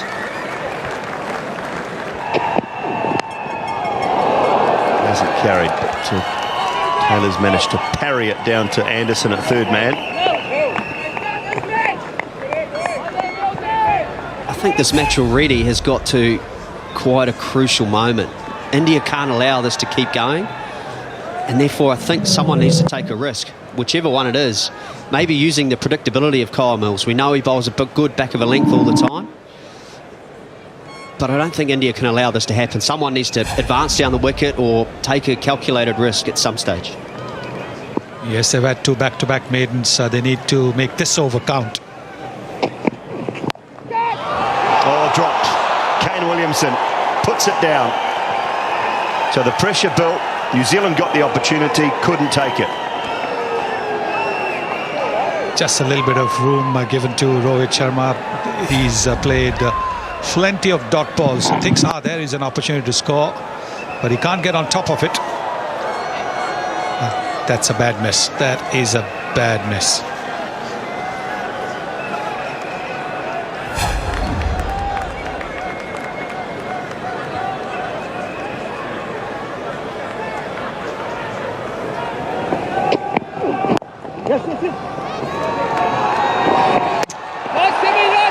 Quite quick enough, Tim Southey.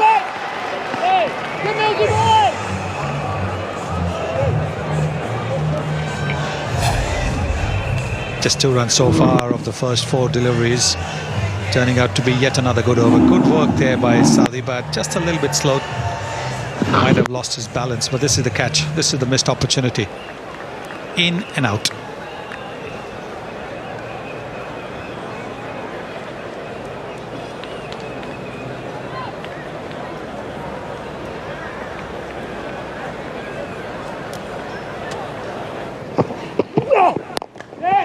And see that one, Guptill nearly got cleaned out by it. The sun's that low on that angle. Guptill never picked that up. It could have hit him between the eyes, but it hit a gap. Yeah, aggression. Dhawan was full and wide, straight. It wasn't a catch really, but Guptill just didn't pick it up. Never easy fielding at this time of night. Where are the sunnies? Martin, get the sunnies on. Looking straight into that sun. Was that a catching height, but it was in the gap. It was miles away from him. The point was, it could have, if it was straight, he'd never have seen it.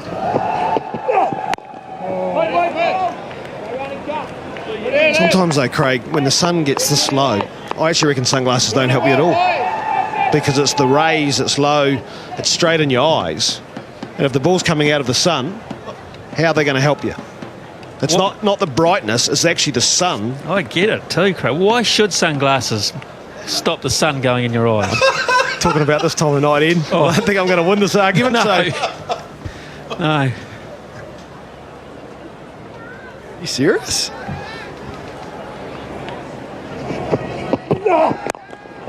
That's through as well. Guptill saw that one, but he won't haul it in. Just timed well enough. 2 boundaries in the over for Dhawan. It's 20 for none. Southey right on the money, as you would expect. Well, we said there was pressure on him. It's a great start. It's just enough seam movement with this new ball. New Zealand are showing that it's not easy to bat. Sharma and Dhawan maybe thought, after seeing the way New Zealand played, that it may have been a wee bit slow, but it was pretty flat. Southey chasing 100 wickets. He'll get them tonight. He'll get them tonight, don't worry. And he got his 99th. Well, it's not an easy time to be batting. Look at the surface and the shadows that are coming across the ground. Got the shadows from the light towers and some of the trees. So there's a real mixture. Let's call it off. Can't field, you can't bat. Let's just call it off and go home, you two. Should have played in the old days. At least I was just talking about sunglasses, Smithy. Oh, for goodness sake. It's a difficult time to bat. It's almost impossible to see. You hear about these bowlers saying it's a batsman's game and how difficult it is for them. Just trying to even the argument out a little bit. Not easy batting when you've got bowler running from bright into shadows and there's shadows across the pitch. You can't pick up the ball. I say you're not supposed to hit the bowler. It's coming out of his hand. You can see the ball.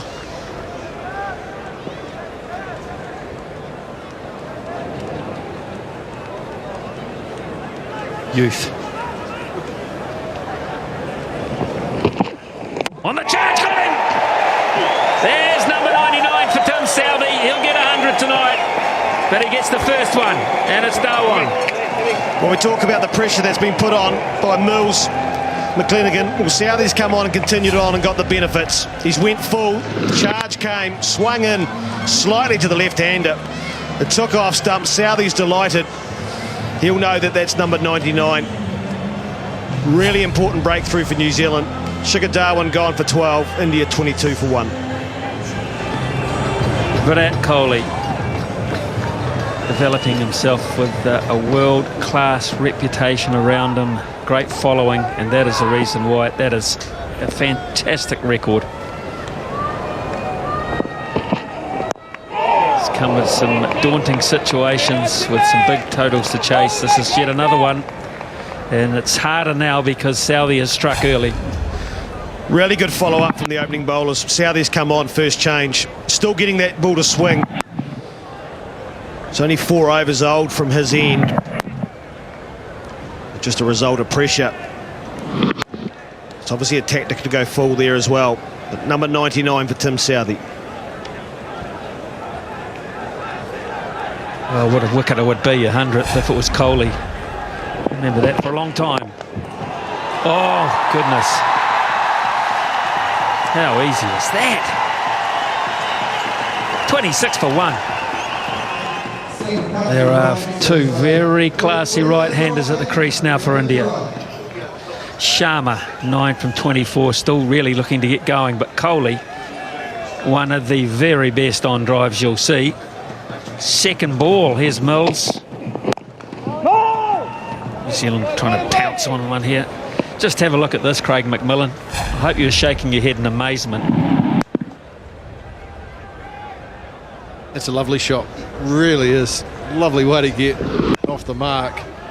So strong through that onside. Southee's got a little bit greedy, a little bit early. That's why I was shaking my head. So was Tim Southee. Plan is to stay wide to Kohli, not to go at the stumps.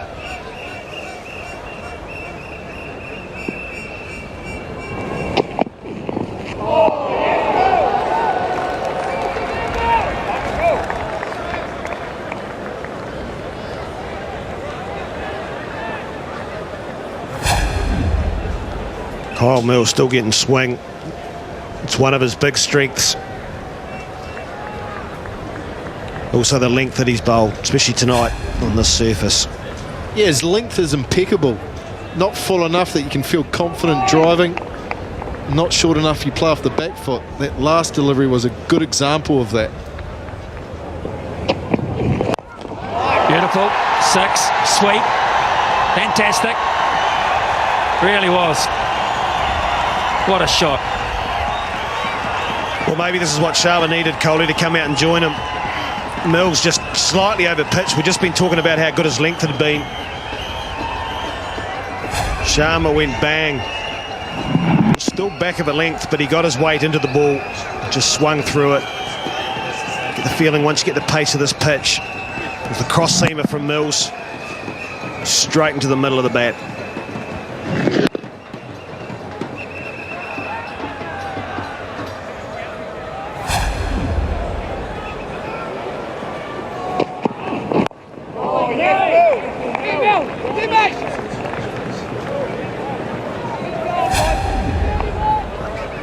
thing from Mill's point of view is it's not a bad ball.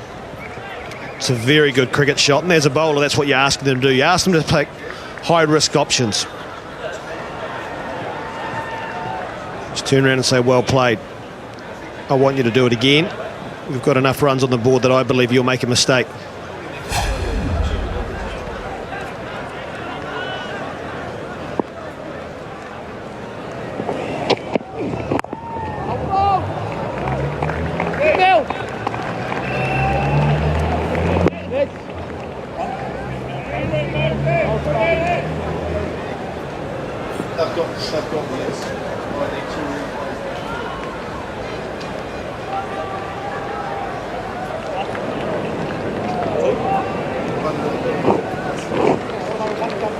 Get the feeling in.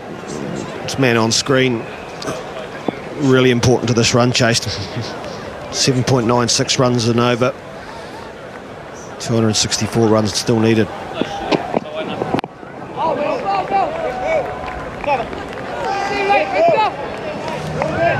It's the end of the over, 33 for 1.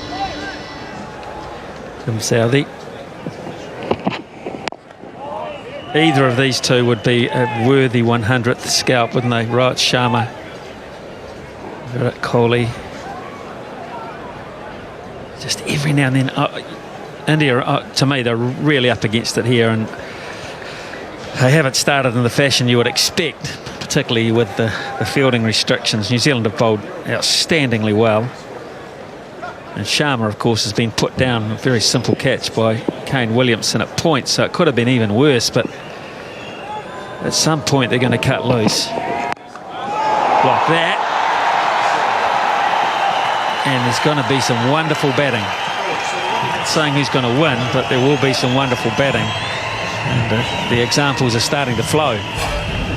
The short ball's been a tactic. It was a good height by Southey. He got up around the badge of the helmet. Sharma, it's like his intensity's gone up since Kohli's come out. He knows he's got to be aggressive.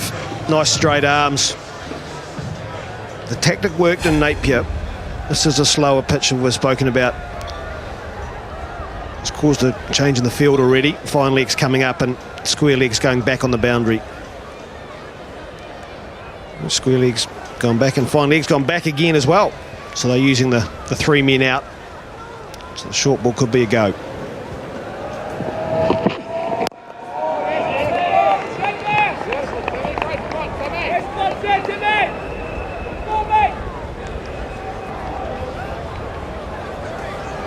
Cast our minds back to Napier when Rohit Sharma was on strike. I believe he was one of 4 victims to the pull shot or the hook shot that went horribly awry for them, and New Zealand will have stored that away.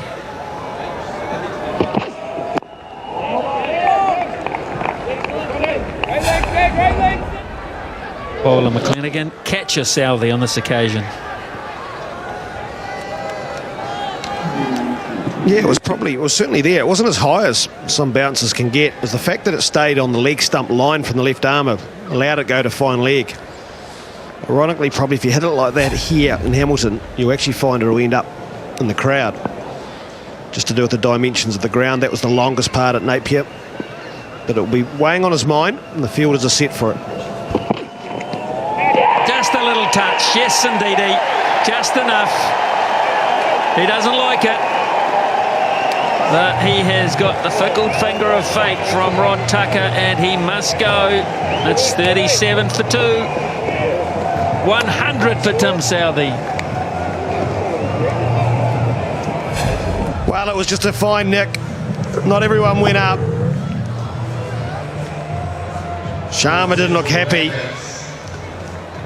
Hotspot shows there's a wee noise on Snicko, real-time Snicko, wee lifting of the lines, and Tim Southey celebrates 100 wickets. He's got there quickly. Rohit Sharma's dismissed for 20. India in trouble, 37 for 2. New Zealand have struck for the second time, and it is Jinkarahani. He is the new player. Just a new boy on the block, really. Just 20 matches under his belt. average 24.68. And on this very ground, just a month ago, Tim Southee took his 100th Test wicket. And now he has done the double at Seddon Park. Yeah, there was a bit of width. Sharma went at it, but that'll mean a lot to him on his home ground. 100 wickets in both forms of the game.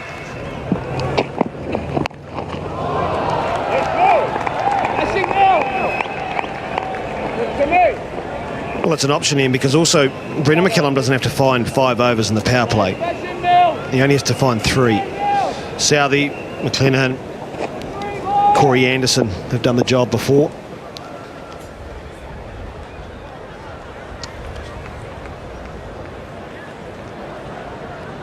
So it's a real option to maybe bowl Mills through. Corey Anderson, another impressive day with the bat.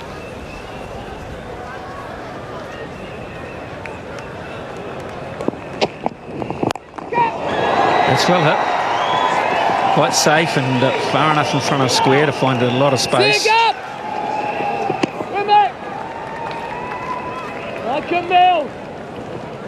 Good players have more time than average players. Great players have forever, it seems. When it comes to handling pace or bounce, they just never seem to be in no man's land.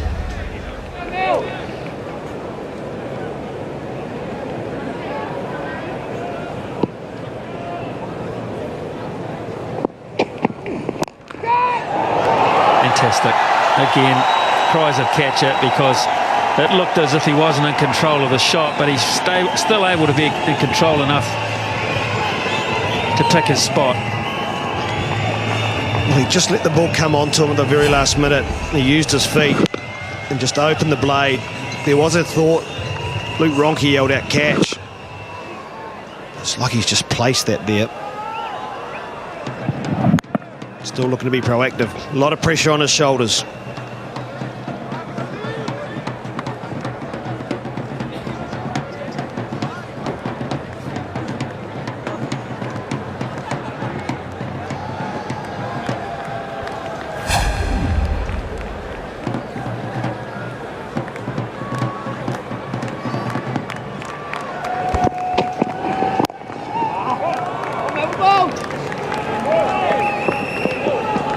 Yeah, tactically, Brendan McCullum will be thinking, I want to keep Kohli off strike. The more balls I can bowl at Rahane, the better. Try and dot him up. There's pressure on him. There's a lot of pressure on Virat Kohli. Some of the other guys in this batting lineup, the likes of Raina, Rahane, have to come to the party. They have to help the likes of Kohli and Dhoni out if they're going to chase down this big total.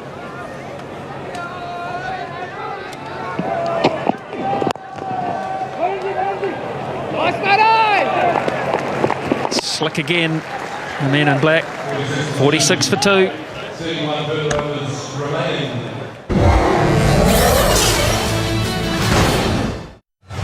11 overs gone. New Zealand at the same time with 56 for 1. India 46 for 2. Tim Southee is going to continue into his 3rd over. Already picked up 2 wickets tonight, bringing up his 100th one-day international wicket. Required rate for India is up above 8, so New Zealand have made a terrific start. Pretty good figures for Tim Southee. That average will continue to come down a touch. Runs per over when you bowl at the start is pretty good, 5.15. Change upstairs, we've got Scott Styrer, Simon Doull and Mark Richardson. Cheers, Mac. Boy, that's going to take some getting from here.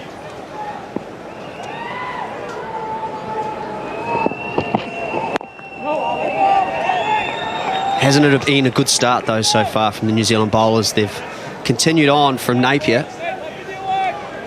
They've given the Indian batsmen nothing to hit so far. Well, I think that's what you get when you bring Mills back into the side. Even the boundaries where Mills has gone, they've been good deliveries. They haven't been bad deliveries. Head on the up, balls down the channel. He brings a consistency to those first few overs.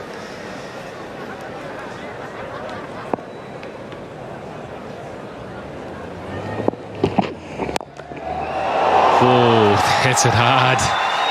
Was it a semi-chance there at short cover? It would have been a brilliant catch from Ryder, but it was just smashed through the hands. He's looking at his hands.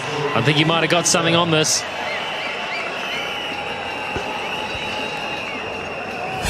Jesse Ryder does have a great pair of hands, but that's gone by him at 1,000,000 miles an hour.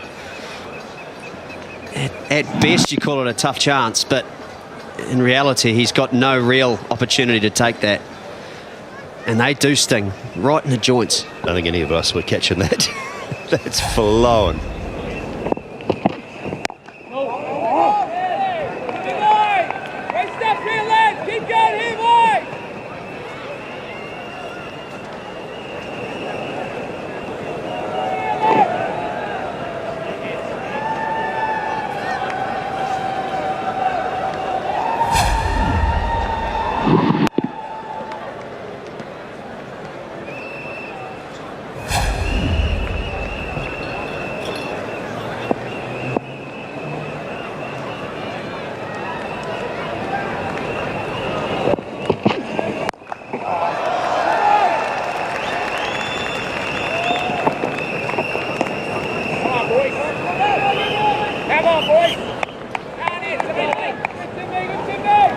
Well, you just know that it's going to be entertaining the whole way through.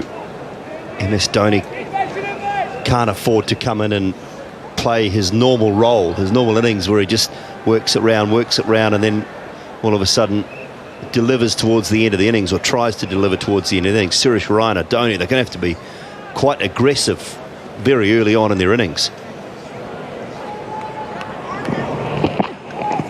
Oh, that's a lovely piece of bowling. Angled in, swung away, beat Rahane, all ends up 51 for 2. Catch it. Oh, he can't get there. There was a definite inside edge on that, a bat pad opportunity. He had to go against the momentum of his follow through. Tim South, he nearly got there.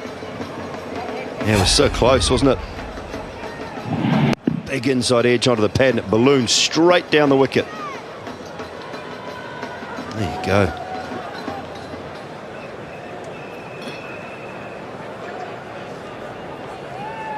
So just picking up on that point, Dooley, as the bowler, do you change the line of your run-up? Do you still run in straight, or do you come in on more of an angle, so you're still, I guess, delivering the ball in a straight line?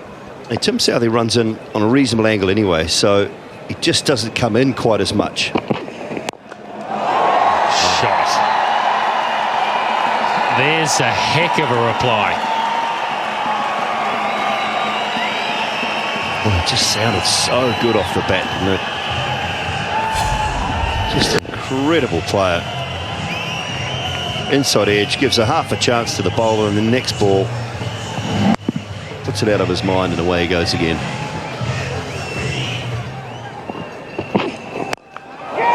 Well, that was another one wide of the crease, and it may work for him. It's going to be a tough cap. Guptill was brilliant, but he's not brilliant enough.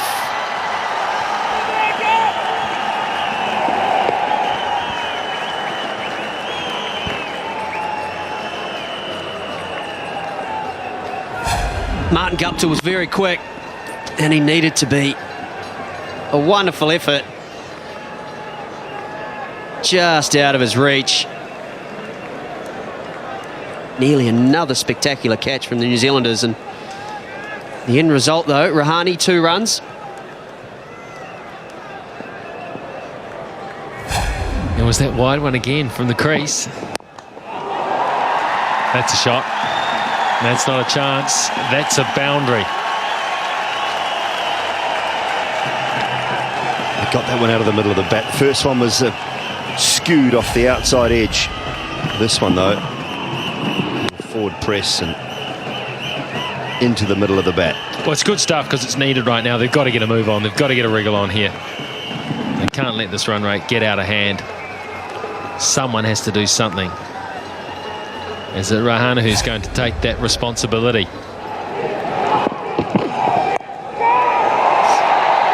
Doesn't carry. It was nearly catch, a cry of catch. It was carrying down there for some time.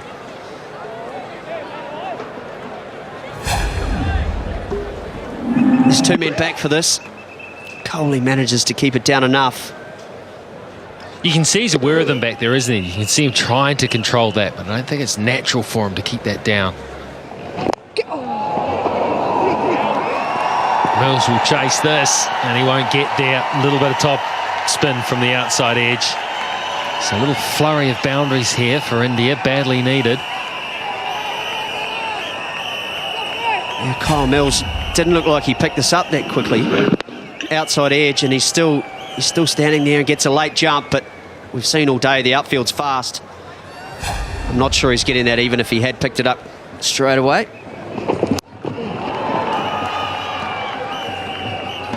Big up!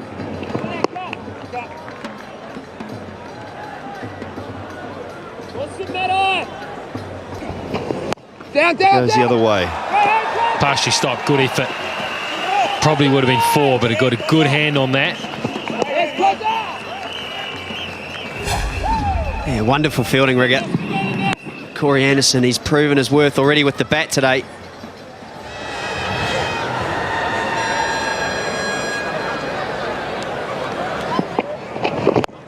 In the air, up and over cover. That's a lovely shot from Rahane.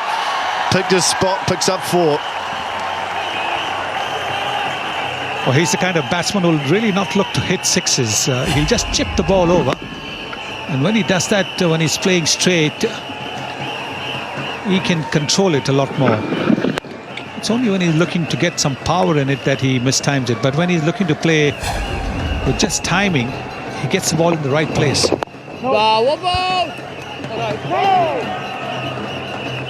Yeah, it's important that he steps up too, Rahane.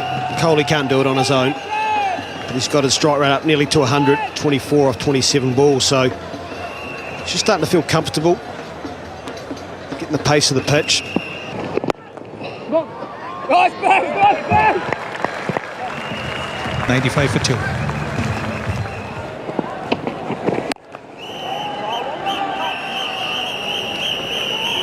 And I think, Craig, some of the Indian players will be surprised when they get to Eden Park at the dimensions. Suddenly the ground's changed from when you were last there. Pitch has been swung round. Someone like MS Dhoni will be thinking he probably doesn't even need a backlift to be able to hit it straight for 6. Sometimes it can be a downfall, but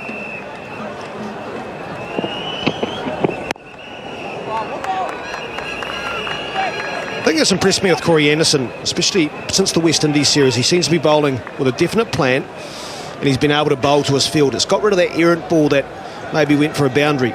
Bowling a lot of cross-seamers, so he's obviously put a lot of thought into his bowling in a short period of time. He's bowling the right deliveries at the right time. Still uses the bouncer and picked up wickets in Napier with the bouncer. It's good work from McClenaghan. Third man up inside the circle, good work. Well, that's another reason why India will really have to play well, because with the kind of fielding New Zealand have, it's almost like you've got to score maybe 317 instead of 297, because they're not going to give you easy runs. Their catching has been outstanding in Napier. The way they stop boundaries is fantastic. Bouncer, swung away for 4. Went very fine, no chance for Kyle Mills. Anderson's disappointed. Rahane brings up the Indian 100. He started his career as an opening batsman. He's been batting down the order now, so he's quite used to playing the quicker bowlers. Plays the York shot well, hits it down. Played it well, was always in control of the shot. Oh, that's a swipe from Kohli. He's going to pick up 2. Got it in the gap between Mills and Southey, comes back for 2. So the urgency right at the start of the over. Yes, the previous over, only 3 runs were taken, so they know that they've got to try and make up in this over. They're trying to put pressure on Anderson.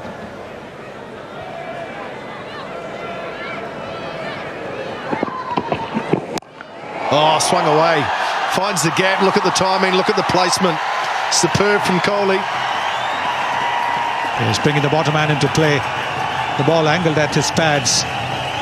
Anderson bowling round the wicket, angling onto his pads, and he's got the bottom man into play.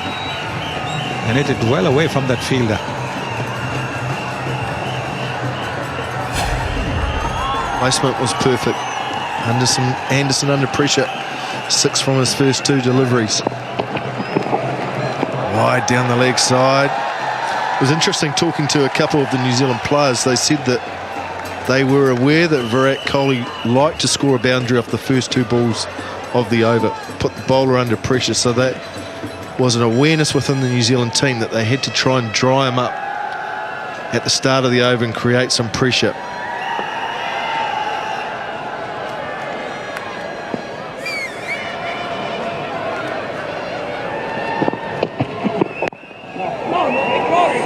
Felt that if he picked up a boundary in the first 2 deliveries, he would then pick off singles and get his 7 or 8 off the over and be happy. They felt that it was a definite plan. The key to that from a New Zealand thing is they want him to take a really tough option. So they want to bowl the best ball possible, and they want him to take a real high risk. So if he gets it wrong, they're in a position now where they can't afford to make mistakes. As Kohli's showing us, 44 off 38. He doesn't make too many. Flicked away in the air. It's in the gap. Pitches and will run away for 4. Tim Southey can't get there. Another boundary. Yes, the previous boundary, Tim Southey had to run to his right. This time he'd had to run to his left. On the leg stump. And knowing that the fielder is more squarish than towards mid-wicket.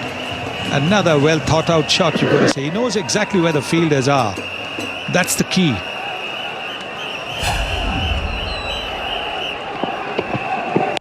Oh, look at the timing there. Straight out to Martin Guptill. This has been a big over for India. 12 from it so far. You're right, Sonny, and that's what I was thinking myself. He seems to have a great awareness of where the fielders are, but even better, he can actually control where he wants to hit the ball. Yes, that's why it's very tough to keep him quiet, because it doesn't look as if he's really given it a thump. But excellent over for India. 13 from it. 120 for 2. Partnership of 83 between Kohli and Rahane. Going along nicely now for India. Raina, Dhoni, Jadeja to come. Get the feeling that this is going to be another hit out between these 2 sides. We had an entertaining game in Napier the first match. I get a feeling on this ground with these boundaries, this is still possible for India with these players. And there it is. There it is. It's another one-day international 50 from Virat Kohli. It's done in style again. And it's done with ease. What a terrific player he is. it's another fine innings by the young man, but he knows that the job is not even half finished. Plenty ahead. He needs another 50 and more than that. Ball, one ball. Good, Matt. Do it again, Matt. Do it again. Another tight one here.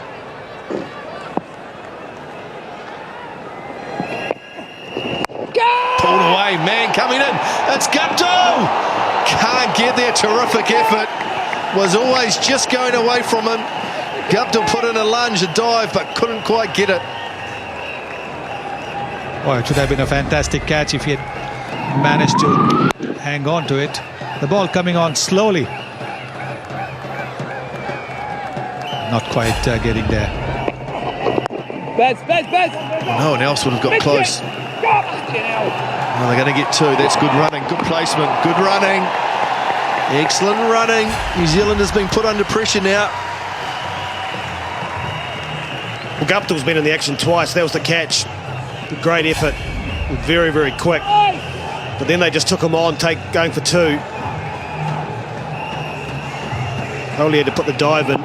Put real pressure on the New Zealand field. That's good from the skipper. Gets a pat on the back from his brother.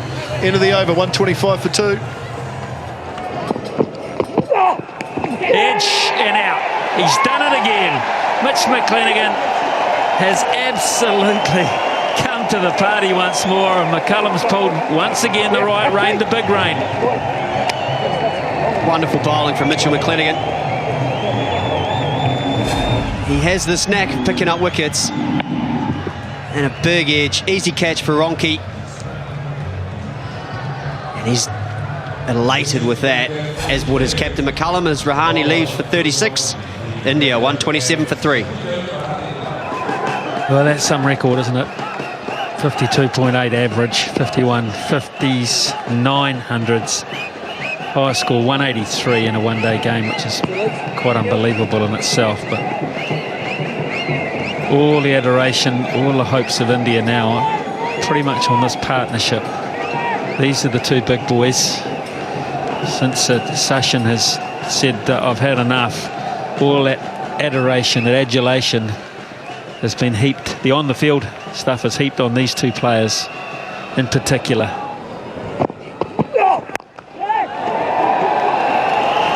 To the gap.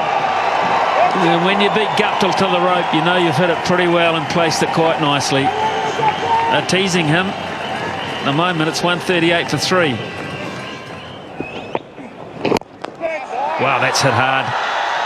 One bounce 4, but it was so flat, hardly went high at all. Yeah, he's got some of the fastest hands in world cricket. There's that ball that he pushes out the front. It's almost like a hockey shot, similar to Ross Taylor, but Dhoni has the ability to hit that dead straight. One bounce 4.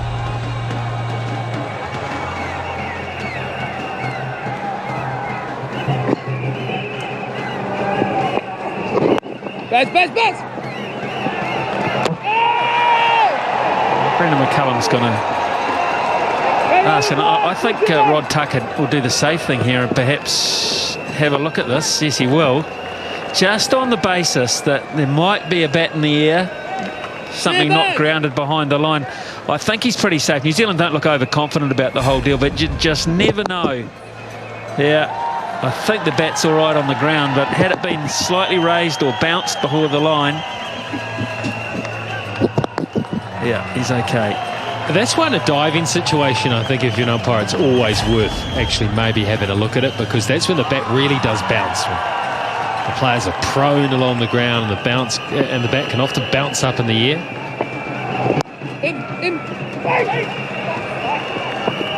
It's wonderful fielding by McCullum as well, wasn't it? I mean, he only had one stump to hit, running it close to full speed in a different direction. It's something you practice a lot, but it's also very hard to execute once you're in the middle.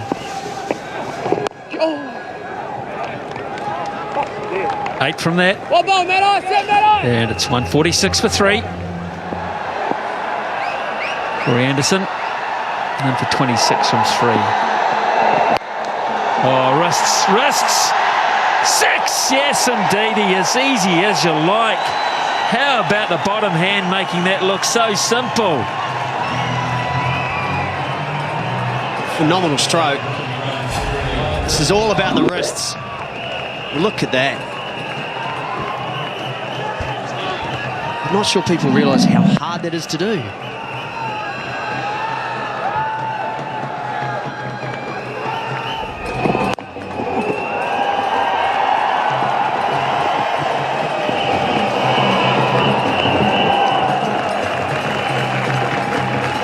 Ross Taylor does it well for New Zealand, doesn't he? He uses his wrists. But he hits the ball a lot squarer. How do you hit it that straight by using your wrists? Oh, swatted away. Finds the gap, 1 bounce 4. Too short, had too much time. Kohli doesn't miss out. I think Dhoni feels that he can, or they, along with Kohli, if he continues to play shots like this, can get 12 and over for the last 5. They're trying to get into a position where that becomes a possibility. 60 to 70 off the last 5. That's what they'll be looking at now.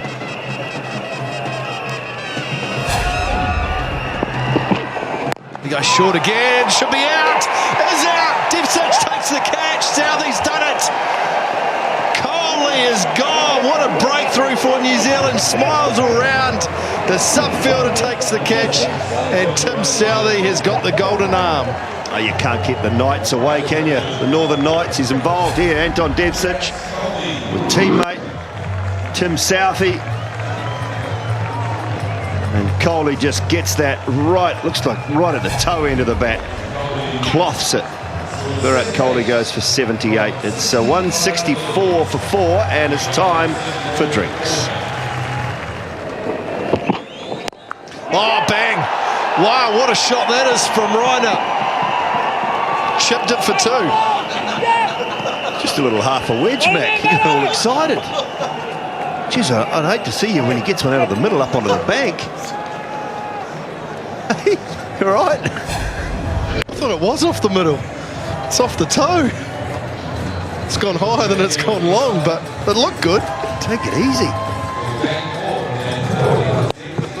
Right off the bottom end of the bat.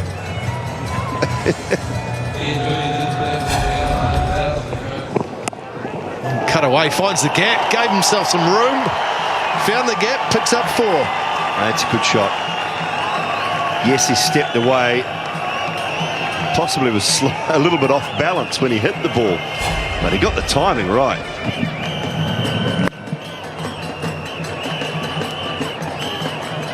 It's always nice as a batter when you come to the crease. Get that boundary away early, just calms the nerves. Allows you just to have a bit more of a free mind.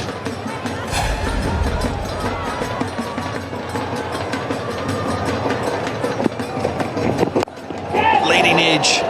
Lands safely and they pick up a single.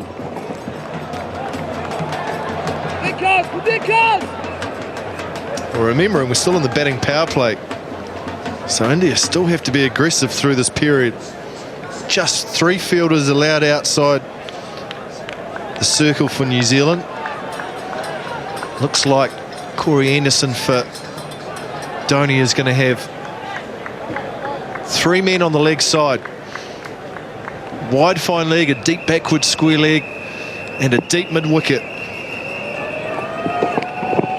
Banged in, up and over, too easy. 1 bounce for 4. You can't afford to give him any width. He won't miss out. There's not a lot of margin for error for Anderson. If he goes short and at the body, he risks bowling wides. So that makes it tough. He's gone short there, and Dhoni sees this field and says, well, I'm picking a short ball. I've just got to give myself a little bit of room. That's pretty easy. It's a shot. A lot of their batters you see them practicing at the non-strikers end. So obviously the pull shot's one option. 3rd man's up. That's better, but that's it hard. That's it for 4. What about the timing there from Dhoni? Wasn't that short? But didn't he rip into that? This just flew. Predictive at slow ball, too short. Dhoni's wrist took over. New Zealand got a little bit of a problem here. Anderson's into his 5th over. He's gone for 50 runs. So they've only used 5 bowlers. So they've still got to find at least 3 more overs from either Anderson or another bowler. Dhoni was very aware of that in the last game, and he was disappointed when Milne got injured. He knew that. So maybe that's in the back of his mind as well, knowing New Zealand may have to go and find another bowler. Coming around the wicket now is Anderson. Bangs it in again this time. Dhoni picks out the fielder. It's McClenaghan. 16 from that over, an expensive one. 182 for 4. 3 fielders on the leg side. Pretty constant field here for New Zealand, with both the right-hander and the left-hander, giving their bowlers protection on the leg side for both players. Oh, that's swung away. Swung away fine. 1 bounce 4. 1 bounce 4. Very fine. But it was wide. If he had left it alone, it was well and truly a wide delivery. And this is again a bit of the issue I talked about last over with Anderson. Because of this field setting, Southey cannot afford to get any width at all around about off stump or just outside, because Suresh Raina will give himself a little bit of room and just carve it away if it's slightly short.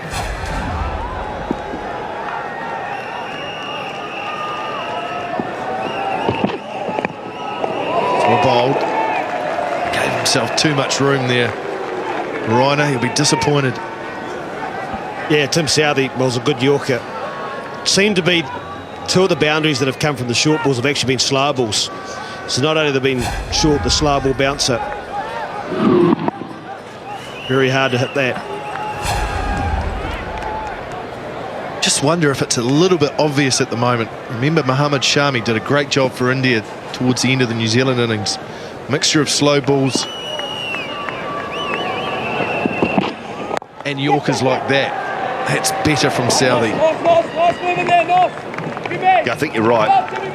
At times it can be a little bit too obvious, but they're the two schools of thought. You set a field and you bowl a number of different deliveries, or you set a field very obviously and you try and bowl that. Yes, slip in the odd Yorker as a surprise delivery, but predominantly you're going to bowl to your field which says I'm going to bowl short and in at the body. Goes short. Tell you what, if McCullum hits here, oh, had to dive. Gee, he was quick, McCullum, but couldn't hit the stumps. Reiner survives into the over, 190 for 4. Yeah, makes it tougher because Suresh Rainer's on the back foot. He's stuck on that back foot. McCullum's quick. What would have happened? Oh, good running. Brilliant. Great dive, Suresh Rainer. That is brilliant from him. Desperate to make it. Use of the feet. Oh, the timing's good. Got to go. Oh, he was gone. He was gone if Martin Guptill could hit. Only had one stump, maybe 1.5 to aim at, so he survives. He was off, wasn't he? Taken off. Guptill, how close was it? No, it's bounced over top. Have to run that. MS Dhoni, you have to run that. If he'd been backing up, he would have made it easily. Reiner thought there was a run there, got sent back. Good start by Mills. Dot to start. Full toss. And again. Oh, no, misfield. It's going to cost 4. Nathan McCullum rushing in to try and save the single. Instead gives away 4.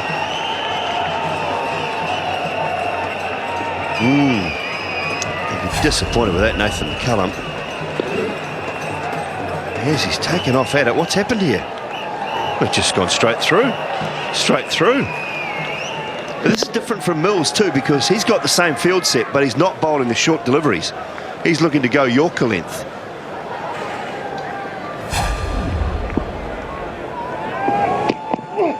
Oh, it's pulled away. That's gone very fine. No fielder back there. One bounce 4.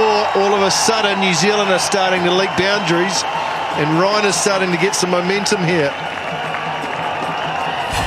Yeah, this is a good shot. The line's way too straight. Able to get inside the ball. Fine legs a lot wider. It's a slow ball one again. If you're going to bowl a bouncer, it's got to be quick as you possibly can.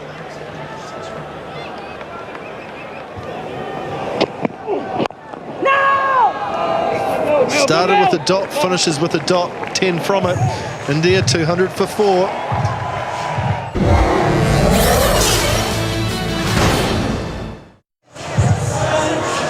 The last 4 overs, the batting power play have been good for India.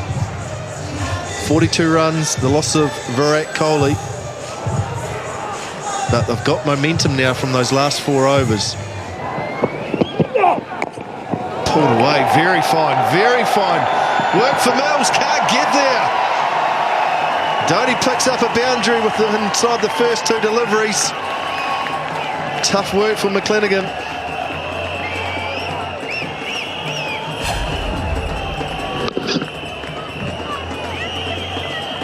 Now mentioned it. He's too fine, too wide, sorry. The man at fine leg. Third man's also very wide. Don't mind that now that there's a slip in place, though. Oh, that's well bowled. Is there an inside edge? Half appeal from McClenaghan. And there was an inside edge.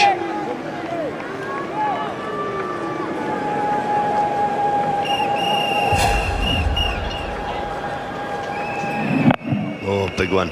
Yeah, certainly pitched in line.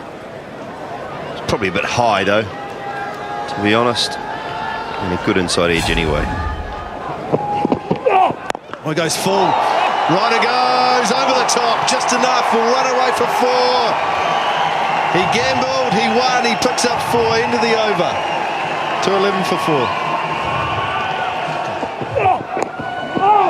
It's fine enough, and Mills cannot get close. So an early boundary. McClenaghan's just straying into those pads.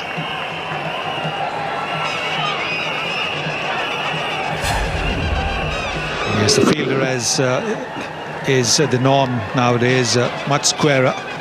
So all Dhoni had to do was just help it along. The interesting thing for me, Smithy, is what does McCullum do with his bowlers? He's always been a gambler, we all know that. We mention it every time we're up here. And one of the possibilities is he'll just fire all his bullets right now and leave the part-timers till the end.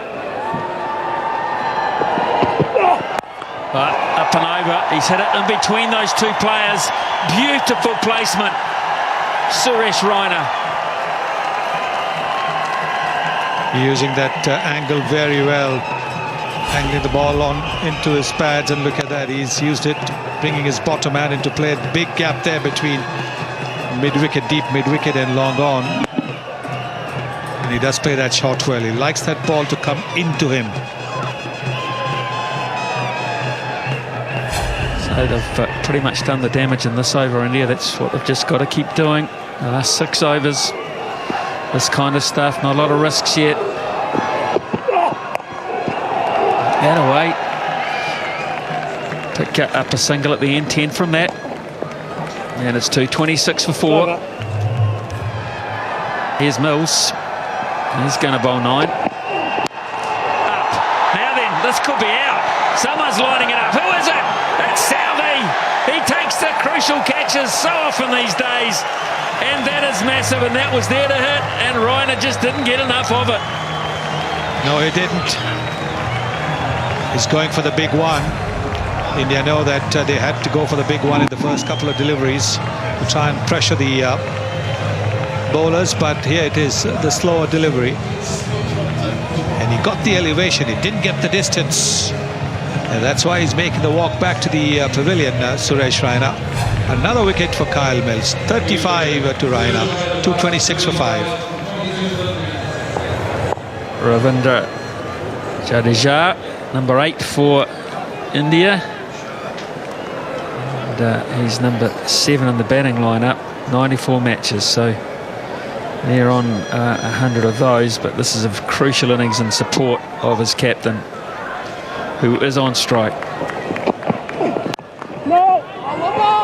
This is a brilliant start from Mills here.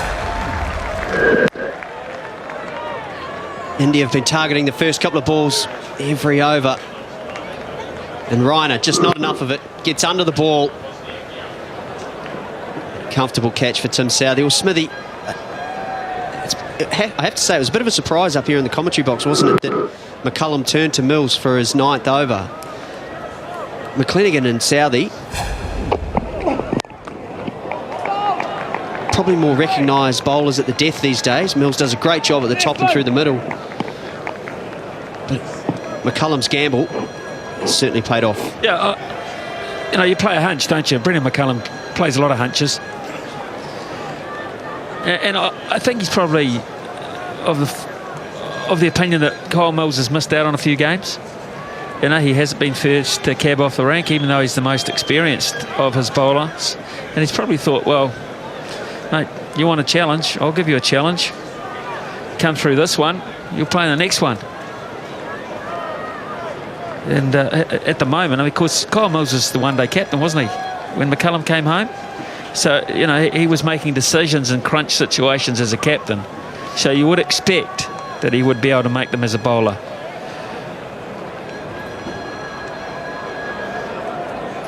You guys having a few opinions out there. This is good for the New Zealand side to see how they react under this sort of pressure. Certainly they compounded against the West Indies here in Hamilton, and that was not good. They have toughed it out a lot better here. Oh, on the charge, first ball, thank you very much. Oh, can play the big shots. Well, he's decided that come what may, he's going to give it a thump. And he middles it. Mills, with all his experience, bowling a length ball.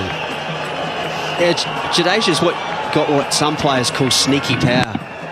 He's only a little guy, and you wouldn't think just by looking at him that he would be able to play such big shots, but he actually hits it quite away. That was incredible. Just the grit to do it. The wherewithal to do it first ball with his captain at the other end. He's probably given him a licence. But certainly on the charges, forced mid on back. So we're going to play right on the perimeter now, Jimmy Neesham.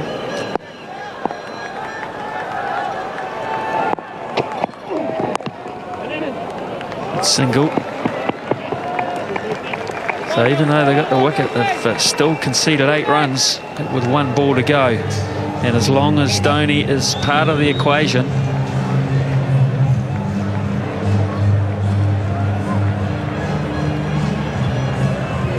I reckon they carried about 4 trees out to Dhoni tonight. A number of times he's changed his bats, had a look at them and swung with 2 at a time. We were talking about this earlier as well. I reckon he carries 10 or 12 bats at any one time. How many did you carry, Sonny?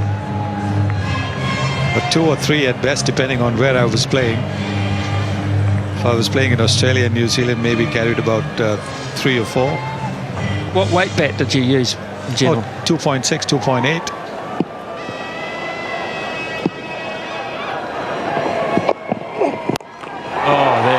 He's got the hitting bat and he's found the spot, but Ross Taylor keeps it down to 2. Still a good over, 10 runs from it, a wicket, and it's 236 for 5. Here's Anderson. That's clever. Jadeja taking a single, giving his skipper more of the strike. Although he's at the 6 of the first ball that he's faced, Jadeja knows that if anybody can take India home, it is the captain, Mahendra Singh Dhoni. Straight up. Who's got this one lined up? This could be the match. Southee! It's gone for 4. Oh, he giveth, he taketh away. That, I think, was the game, and India still live on, big time. Don't think he quite middled it, the Indian captain, but he got enough in it. There he is. He's very upset. He knows he hasn't quite middled it, but these are not easy to take. You're running back, looking over your shoulder. And Southee's taken a couple of terrific catches at Napier, but this was tough. Very, very hard.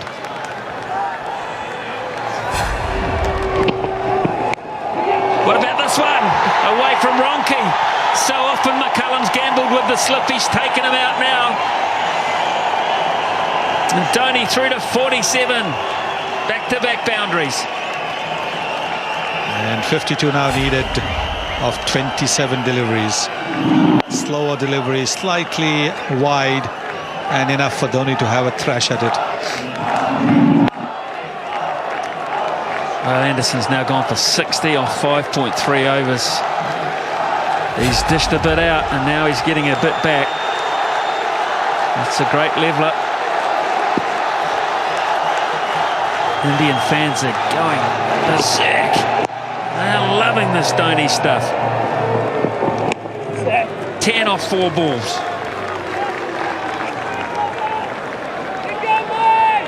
Well, they're targeting Anderson. We wouldn't call Anderson New Zealand's frontline bowler. So going after him.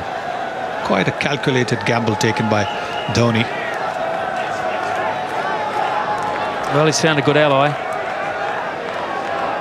Jadeja has fed him the strike at the start of the over. They've done the hard part. Does Jadeja keep going here, do you think? Doesn't have to. Done the hard part. And he'll be under riding instructions, ball by ball, I would imagine. Yeah, well, that was the reason. They need 12 and over. They've currently got 11. Is India's tactics just to try and keep it even the whole way through? Or do they look for that over of 20, if they can, just to make it and break the game open? Well, Dhoni will figure that it's on him, and he'll figure he's done it often enough that he can win the game. But to win the game, he has to be there. He can't do anything about it sitting back. Oh, here's a run-out chance. Oh, gets away from Anderson. Oh, they weren't on the save wavelength there, the two Indian players. They've done the damage in the over. It's 2:47 for 5. So just reiterating again that if India lose this match, they lose the #1 ranking to Australia. New Zealand all the time beating a top-ranked player is surging up. New Zealand will go ahead of the West Indies with Pakistan in their sights.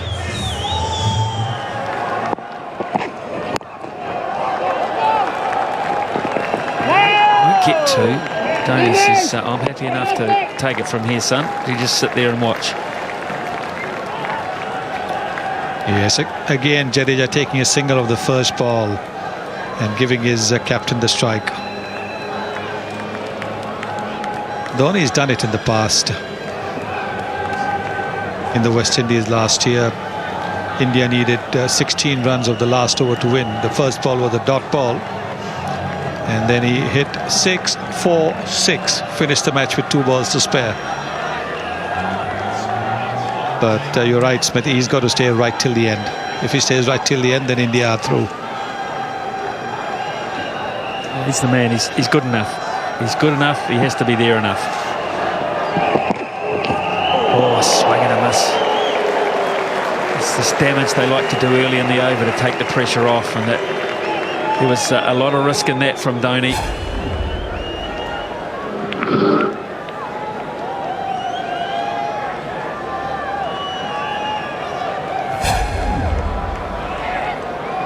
That's a little bit wild even for Mahendra Singh Dhoni. He doesn't normally hit wild shots. Pretty calculated even when he plays the lofted shots, the big shots. That's beautifully hit. Just the one though, Taylor and Guptill, two very, very good exponents of out cricket, patrolling by themselves basically that onside perimeter. So now New Zealand have got Jadeja into a situation where he might have to take a punt here because they've only got 2 off 3, and Dhoni may have said to him, your turn, you must hit this big. So what will he do? Will he come at Southey?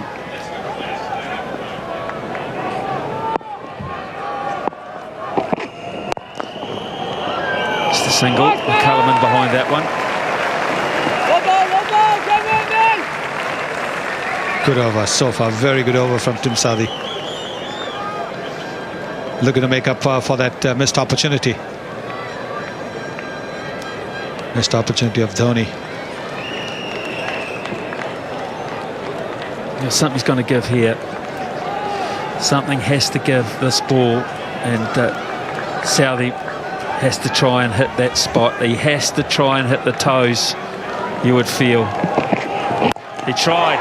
Now then, that's just going to make it over for 6. Yes, it is. It wasn't perfectly hit, but again, that uncanny ability to mistime things for 6, and Dhoni has 50. Of only 42 deliveries. Well, he's bowled the length ball, and that is what somebody like Dhoni would be looking for. Gave himself a little bit of room, trying to hit it with a straight bat around the off area. Heavy bat, helping that. Rashes that. He'll keep the strike, and that's what he wants. Courtesy of the 6. They managed 10 off that one as well. It's 2:57 for 5. So 40 from 18. Sounds a lot. Sounds a heck of a lot when you think about it like that. Dhoni. Someone's got this. Surely Williamson. Yeah, he has. And look, they'll run to him from all over the park. Because that is the moment. That is the moment. Dhoni's the victim.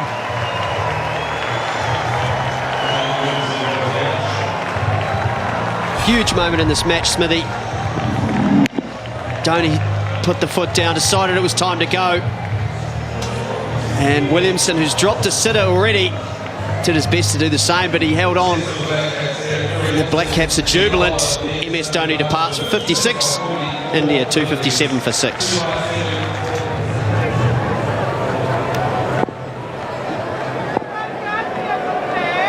Jadeja on strike. Anderson. That'll be restricted to a single. The new batsman is Ashwin.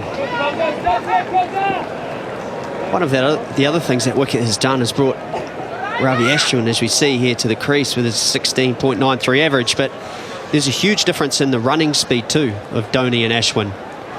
Jadeja, very quick. Dhoni, very quick. Ashwin, not quite so much. 39 from 16. No great timing there, just the single, and New Zealand will be so relieved they got rid of Dhoni, because Dhoni's scary. He is scary when you're trying to defend an equation like that, because he can make mockery of it in no time at all. Ashwin, Jadeja will have to be above their peak powers to do that, and that's why he's no longer here. Round the wicket, high on the bat, and Williamson right in the end. Oh, he's got him! He's got him! He's through. Anderson's through again. He's gone for plenty, but he's got two very big ones lately. Well, Jadeja had no option. He had to go for the big one again at the slowest delivery, hitting the top of the off stump. A wild heave from him. But as I said, he had no option. He had to look for the 6. He missed it. The bowler hit. He's out for 12, 259 for 7. Kumar on strike. Single down the ground, they won't try to pinch any more than that. So 3 singles, 2 wickets. This over has really hurt India badly. Bhuvneshwar Kumar, strike rate 75. All these players coming to the crease now, and to come, have to do much, much better than their best so far to get India through here. That's well done.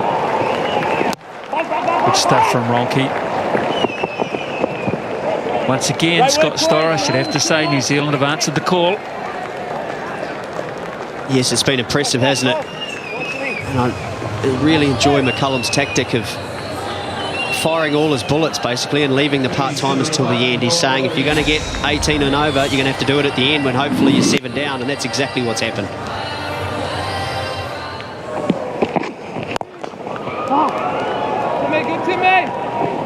Just can't threaten the rope now. They just can't really.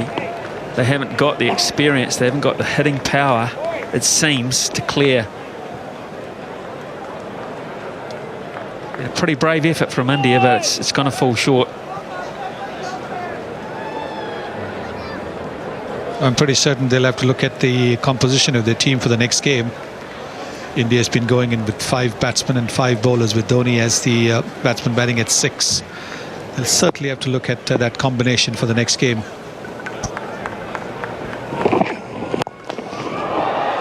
He'll get that one. He'll get it for 4. Mid-on was up inside the circle, so I'm not quite sure that was the length that McCullum was looking from Southey, because in the end, really, it was just quite a nice half volley. Get under those easy. Yeah, strange tactic, wasn't it? Especially for a guy very good at hitting his Yorkers. To keep pitching it up like that with your fielders up in the ring, and all 4 fielders set square back. Maybe a double bluff, do you think? Well, maybe it was. Maybe he was just saying, I'll bowl a straight delivery and you'll miss it. But he didn't. So now Taylor goes back to long on. Cover that option. Oh, that's well hit. Right, Guptill, he deserves a catch, doesn't he, Martin Guptill? Has he done some work out there? Lined himself up like baseball stuff, Ashwin, but he just could not get it right. Low full toss. He hits it well, but not well enough. And Martin Guptill makes no mistake. He's out for 5. 265 for 8. There's Southey. Right on the block hole, and that will run away for 4. For Mohammad Shami. That's a good start. Bhuvneshwar Kumar, who was at the striker's end, digging that Yorker.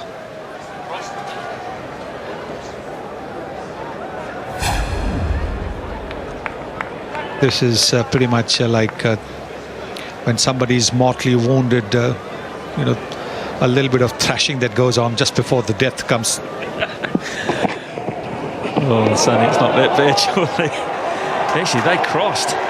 They crossed when he was able to hit that out to Guptill. It went so flat in the air, I don't think they had a chance to cross, but they were able to do that. And that's too high, so that's yet another extra. 18 in the day.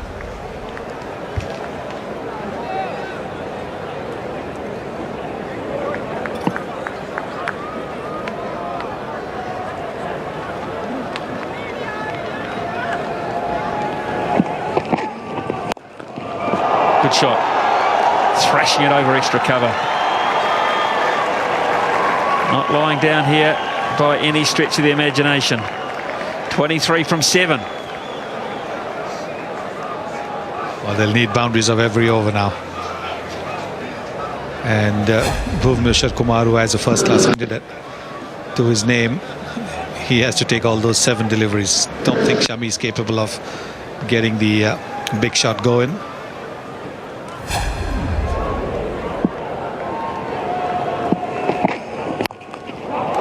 Now the third man for just the single. So the second last over comes to an end, and it's 275 for 8. 22 off 6, and Corey Anderson, they just keep asking him to step up, and he does. A little expensive, but those 2 wickets in the last over, they were so key. Straight up again, he could get 3 for Nathan McCullum, lining this one up. Yes, indeed, he'll get it. Safely held, and Kumar's late charge comes to an end. Well, he had no option like Jadeja or Ashwin. Had to go for the 6. But unlike Dhoni, Kohli, not really having the power to go over the boundary. Catching practice there for Nathan McCullum. Out for 11, 275 for 9. Here's Anderson to Shami.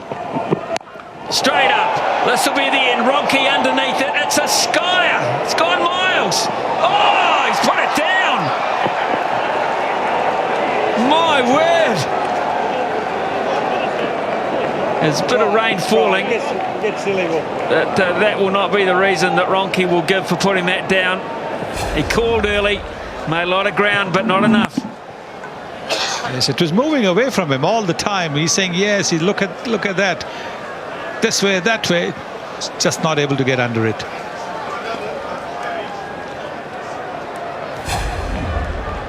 Anderson again. Ishant Sharma thumps it down the mid-off. See a card! Awesome card! Right, that's enough. Slip then. Come on. Slip. That's it. So we're not going to get the last 3 deliveries by the look of it. Umpire Rod Tucker says that's too heavy. We've got to be consistent. I don't care about the match situation. It's slippery. Bowler is slipping. It's the end of the game. So it has come to an end. New Zealand were going to win anyway. But the rain for the 3rd time today has intervened. So handshakes all around. India won't be disappointed about that because the task was forlorn at that point. And New Zealand's under severe pressure from India's terrific run chase have held on when it mattered the most.